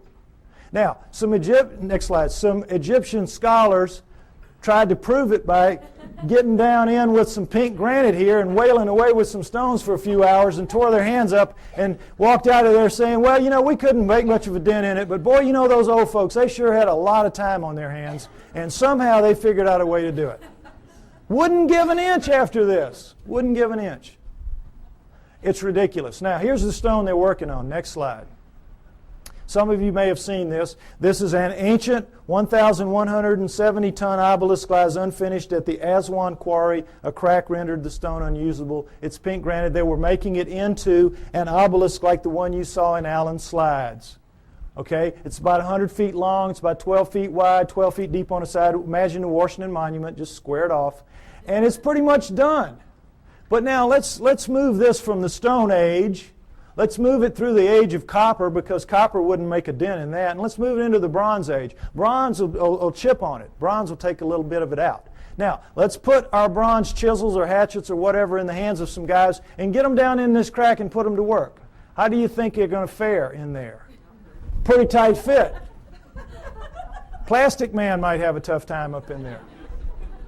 But the point is, they've got it pretty much done. They're working on the spire here when they break it. You know how it works. You press here, you get this. Well, look, does this look like somebody chipping away with a little hand? No. This looks like a belt sander taking pieces out the size of the chair you're sitting on. Huge chunks of pink granite, one of the hardest stones in the world, just being ripped out. And they press too hard with whatever machine they've got here, and you know your physics. You get stress back here, and they popped it. They broke it. And they just said, whoops, we busted that one. And they just unhooked it and went somewhere else and left it for us to marvel at and wonder how they could have done it. But now let's go ahead and say they didn't bust it and they finished it. These primitive people now who managed somehow to do this. They finished it. It's ready to go. The hole, by the way, is about 15 feet deep. That's the top of it up there. But still, what's the first thing they've got to do? Somebody's got to draw straws to get down there with his hatchet and cut it loose from the bottom. Now, who's going to do that with 1,100 tons sitting on top of him? We could not get our best diamond-tipped blades to cut through underneath this thing. The weight would stop the blade. We could not, the operative word here is impossible. We could not get this out of here.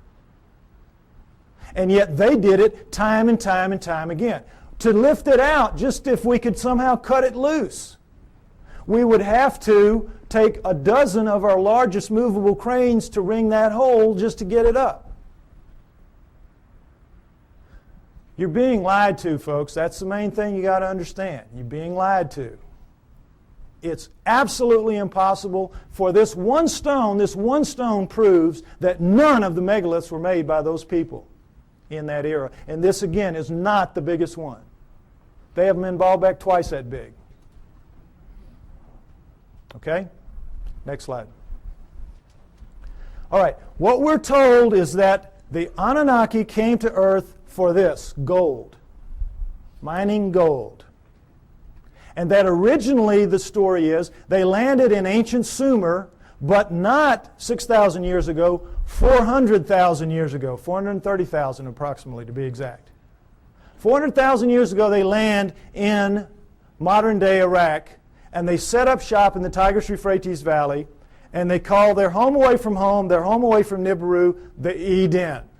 You'll see a poster out there by my thing, Anunnaki over Eden. That's what that means. Because that poster is the Tigris River Valley that the symbol is rising above. That is where it was. That is where Eden was, according to them, and that comes down in the Bible as such.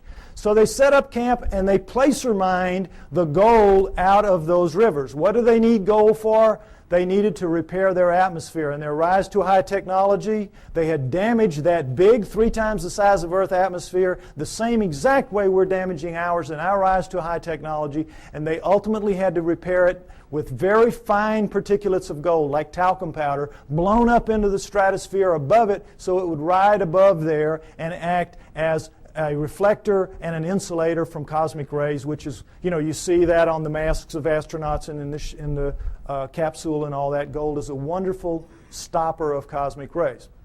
So that's what they had to repair it with. It's what we will have to repair it with. We'll have to do exactly the same thing when the day comes for us to have to face up to what we're doing to our planet. Okay?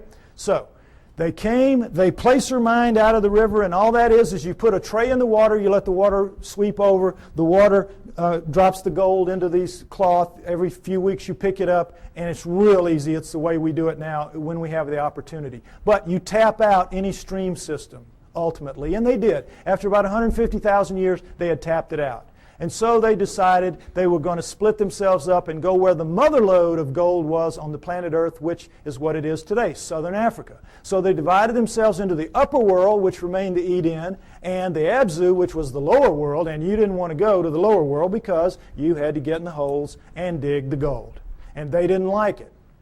So the Anunnaki revolted. They said, we don't want to do this. We want a slave to do this work for us. Plus, it was a hardship duty, mostly men. You know, why don't you make us some women while you're at it?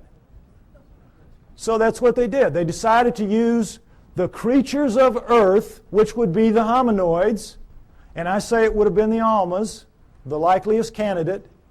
They took the creatures of Earth to get some of their genetic material to make the new slave better adapted physically to the planet than they were, but the slave would for the most part be like themselves. We shall make the Adamu, A-D-A-M-U, which comes down as Adam, and we shall make the Adamu in our own image after our own likeness, which comes down word for word. And that is what they did. They made their slave inferior models of themselves. That's us, folks. That's us.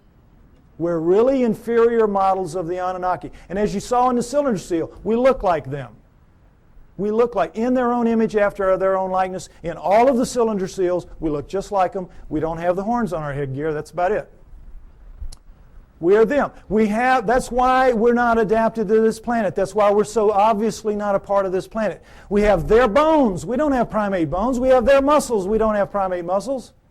We have their skin. We don't have primate skin. We have their body pattern, their hair patterns on their body is ours. We have thickest on our front, thinnest on our back. Primates have thick on the back, thin on the front. We have their eyes, their poor night vision eyes. We have their foreheads. We have their brains. That's the key to this. We have their brains. That's why we're not like anything else on this planet. We are them. We are genetically engineered copies of them. Okay, next slide. Let's take a look at how that was done. Human body contains 100 trillion cells. There's a nucleus inside each human cell except red blood cells. Each nucleus contains 46 chromosomes arranged in 23 pairs. One chromosome of every pair is from each parent. The chromosomes are filled with tightly coiled strands of DNA. Genes are segments of DNA that contain instructions to make proteins, the building blocks of life. This is where genetic engineering takes place. Now, we're going to go over it lightly, but it's very important. I want you to understand these things that I'm going to tell you now. Okay, next slide. Don't worry about the details and how they do it. This is what they do. They can open up a cell, our genetic engineers can, our geneticists can.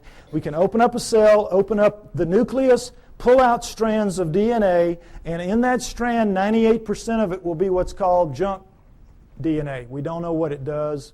If it has a function, we don't know what it is. 2% will be what are called, prosaically enough, the working segments. They work. They do what they're supposed to do. They make the proteins. Now, if you cut in the junk above a working segment and in the junk below and remove it and have done the same with another strand of DNA over here, you can move anything into anything else. It can be animal into plant, plant into animal, fish into fowl. It does not matter because all living things at the most fundamental level are exactly alike. Understand that. We're all made of the same 4 base pairs, the same 20 amino acids. Everything's the same at the most basic level. It's like it's pop beads that are interchangeable. It is almost as if somebody designed it that way so they could just mix and match the parts and make anything they wanted. Isn't it? Something to think about. Okay, but the problem with it from an engineering standpoint is this. You're not cutting with a blade. These are not precise cuts. The blade would have to be a few molecules thick. You're cutting with chemicals. Chemicals. Now, the chemicals can cut pretty accurately, but mistakes are going to happen. Something's going to ooze out where it doesn't belong. Something's going to splash over it where it doesn't belong. Mistakes are going to happen. Inevitable. We know that. We make mistakes all the time. Another problem with genetic engineering is you don't know what you're going to get when you do this. You can't predict. You have to decide what you're going to do. You have to do it. You have to let it express, which is live, and see what you get, and then use that to determine what you do the next time.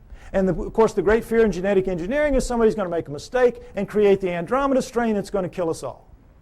A legitimate concern. Although everybody's very careful, and I'm not too worried about it. But mistakes do happen because all of this is so incredibly microscopic. It's out of the nucleus of your cells. Imagine how microscopic it is. But don't try to figure it out. I can't even figure it out. It's really complex. But they do it. Okay, understand that. Now, with that in mind, let's look at some of the proofs that I say indicate very clearly that we are, in fact, what the Sumerians say, a genetically engineered species by the Anunnaki. Next slide. Okay, here we go. The cerebral cortex is the deeply convoluted surface region of a brain that is most strongly linked to intelligence, lower right. It's the stained part out here. If you peel that off of the brain of a rat, it will cover a postage stamp. Peel it off of a monkey, it'll cover a postcard. Peel it off a chimp, it'll cover a sheet of typing paper. Peel it off of us, and it'll cover 4 sheets of typing paper. Now, you can see this is a transition. This is clearly a transformation. Now, there's some weird things about it. These guys are using all they've got. All they've got. We're using 1/2 of one page in a very different way than they are using what they have. 1/2 of one page. How do we know? We all know. We use about 10% of our brains. We know that from the studies done with idiot savants. You know that. And we know there are thousands of miles of neural network in our heads not being used. We don't know why. We don't know why. I'll tell you why. We shall make the atom move strong but not too strong, smart but not too smart. They sealed it off genetically at the 10% mark or wherever it is. We don't know exactly where it is. But wherever it is, they sealed us off. You don't want your slave to be anywhere near as smart as you. You, in fact, want your slave to be so decidedly inferior to you that you never have to worry about treating it like a slave. So they engineered us to be really clever to ourselves, but for them, we were smart enough to talk, take instructions, act with a little bit of ingenuity and self-reliance. They could turn things over to us and kind of let us take over and do it. They gave us just enough to be wonderful in our own eyes, but be pond scum relative to them. It's what they did. So, it's pretty clear in as much as that, and now understand with the idiot savants, for those of you that don't know the proof about this, idiot savants get some beam of light in the damage to the good 10. They get some beam of light and it will strike somewhere in the other 90%. You all saw Dustin Hoffman in Rain Man, remember? Well, they get it in math, they get it in music, they get it in sculpture, art, whatever, wherever it strikes. Now, if there's just one, we could say, well, that's a freak of nature. But we've had lots of them, lots of them. So we know that all of this is out there. It's in our heads. We just can't access it. We just can't use it. But if it wasn't in our heads, it wouldn't be in their heads. So we know that it happened. They have no idea how. Well, I say that the Anunnaki did it deliberately, and that makes sense to me. Next slide. Okay, mitochondrial DNA, late 1980s, you might remember this. In humans, over 99.99% of a cell's DNA is packed into the cell nucleus with a small amount occurring outside the nucleus in small structures called mitochondria. That's these babies right here. They're about 16,000 base pairs long. Now, when you have a mixing and a mating, the DNA in the nucleus mixes. But with the mitochondrial DNA, it does not. Sperm doesn't have mitochondrial, eggs do. And so females pass it down intact generation after generation. Well, when this was figured out in the 70s, boy, the botanists and the geneticists said, great. Now we can go and find out if the split from the common ancestor was closer to 8 million years or closer to 5 million years. Remember that? We're going to now pin it down. It's going to be one or the other. We're going to figure it out. So they went out and they took the mitochondrial DNA of women all around the world, every race, every creed, every culture, every country, and they brought them back to the lab and they started working on them. And when the answers came in the late 1980s, it was not 8 million years ago. It wasn't 5 million years ago. It was way the heck down to 200 to 250,000 years ago, and that's all. We don't exist genetically beyond 200 to 250,000 years. And of course, needless to say, the anthropologists said, you guys are nuts. We've got these skulls showing, these bodies showing, these prehumans showing that we go back millions of years. What's the matter with you? And the geneticists said, We couldn't have been wrong that many times. Impossible. We'll do it again. And they have. They've done it. It always comes out the same. Outside 250,000 years ago. That's it. We're brand spanking new. Brand new on this planet. Now, there's still a lot of people, there's still a lot of people that will not accept that. A lot of people that will not accept that. But it is true, and it is becoming more and more acceptable, for as outrageous as it is. Now, not only do we know when we were created, we know where. Where? Because the oldest of us consistently kept coming in southern Africa. Next slide. And in fact, the cover of Newsweek in 1987 showed that if in fact there was an Adam and Eve, they were black. They would have to have been black. But of course they knew the flak they were going to catch, in the South at least, so they made the blacks look as white as they could. This guy looks almost as white as OJ, doesn't he? But the point is, in trying to have it both ways, they caught it coming and going, because you can imagine the letters to the editor after this issue. But the point is, it tells the truth. The oldest of us do come from southern Africa, and we definitely are 200 to 250,000 years old. And guess what else? That is just what the Sumerians say about us. That the Anunnaki created us around 200 to 250,000 years ago in southern Africa to dig their gold. What a coincidence. What a coincidence. Okay, next slide. Okay, what happens when a creature is born in the wild severely screwed up physically? What happens to it?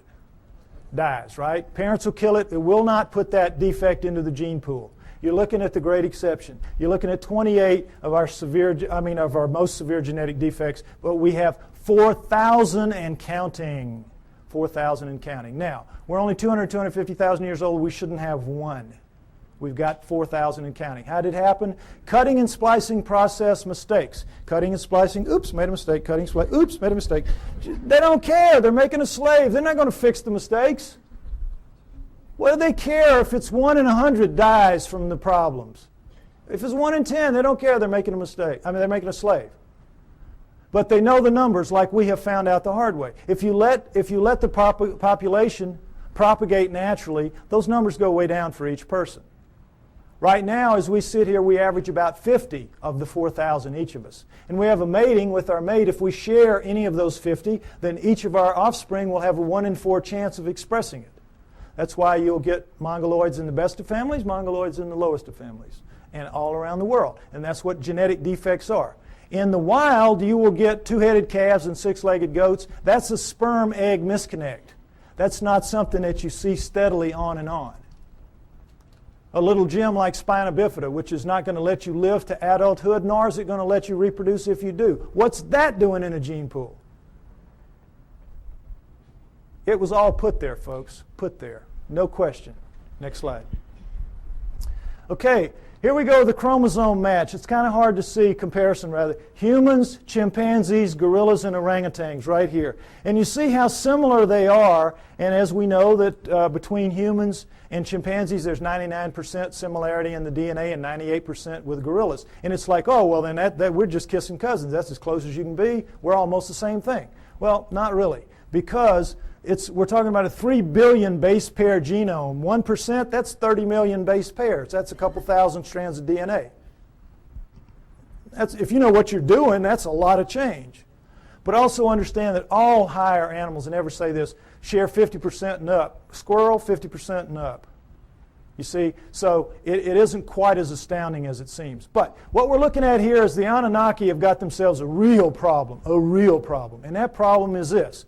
They come to Earth and they decide they're going to make the slave. They decide we're going to use this creature of Earth, let's say it was an Alma. They test the blood, and what do they find? First thing, big problem, 48 chromosomes. All primates have 48 chromosomes.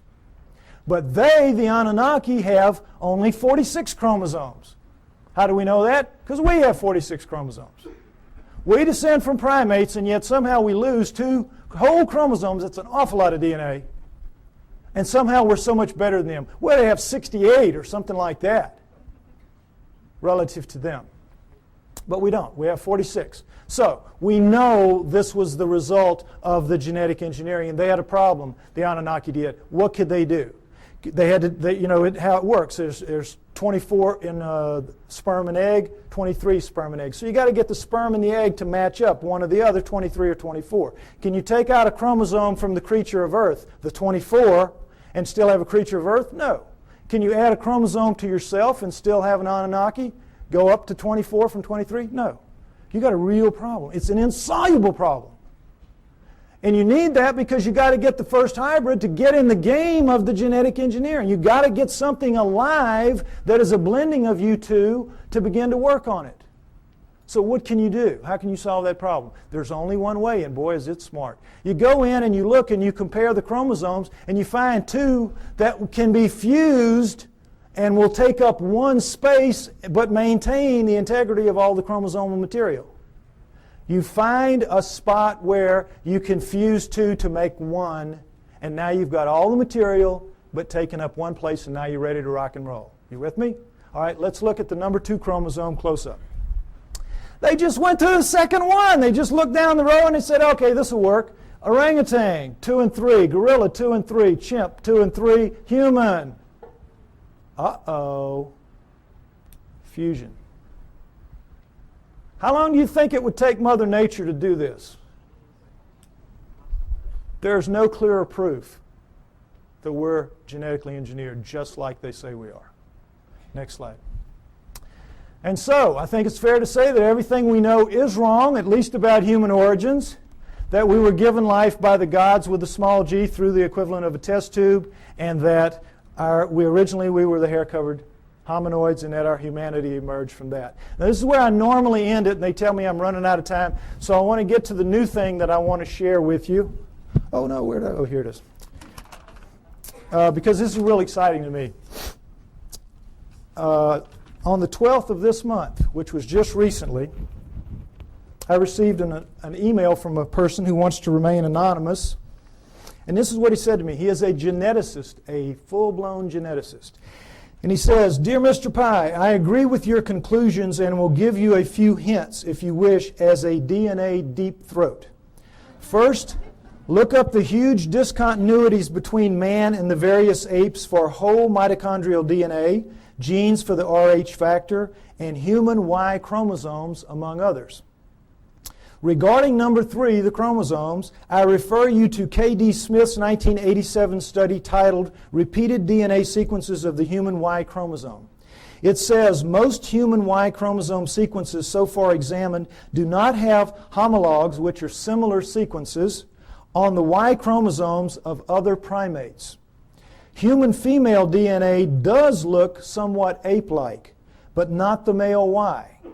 This means that if we are a crossbred hybrid species, as you contend, meaning me, the cross had to be between a female ape-like creature, a creature of the earth, as the Sumerians said, and a male person from elsewhere, as I also contend.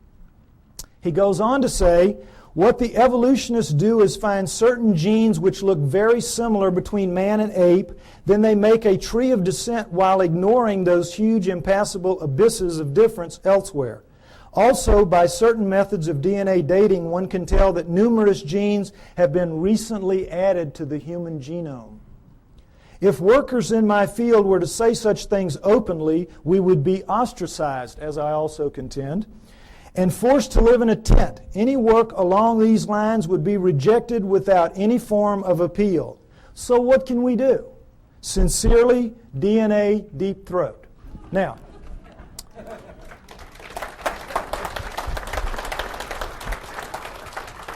what this means, thank you, what this means is we win. We win. Because where one of these came from, more of these are going to come. As my profile rises higher, and I think, frankly, that I'm the only person out here pushing this genetic stuff that you're seeing like this, more of these are going to come my way. We're going to win. You've seen the evidence. Now, right now, we're getting our brains kicked out. We are getting our brains kicked out. That's why we're called the fringe. And the reason is we keep mounting these frontal attacks on the establishments. And every film that we produce, every photograph, every sighting, every testimony, every capture, every encounter that we have, and we throw at them with the best intentions. Our word is truth, is it not? Our word is, it's true. It's true. And their word is what? Liar. Liar. They dress it up. They say, well, you don't know what you're talking about. You don't know what you're seeing.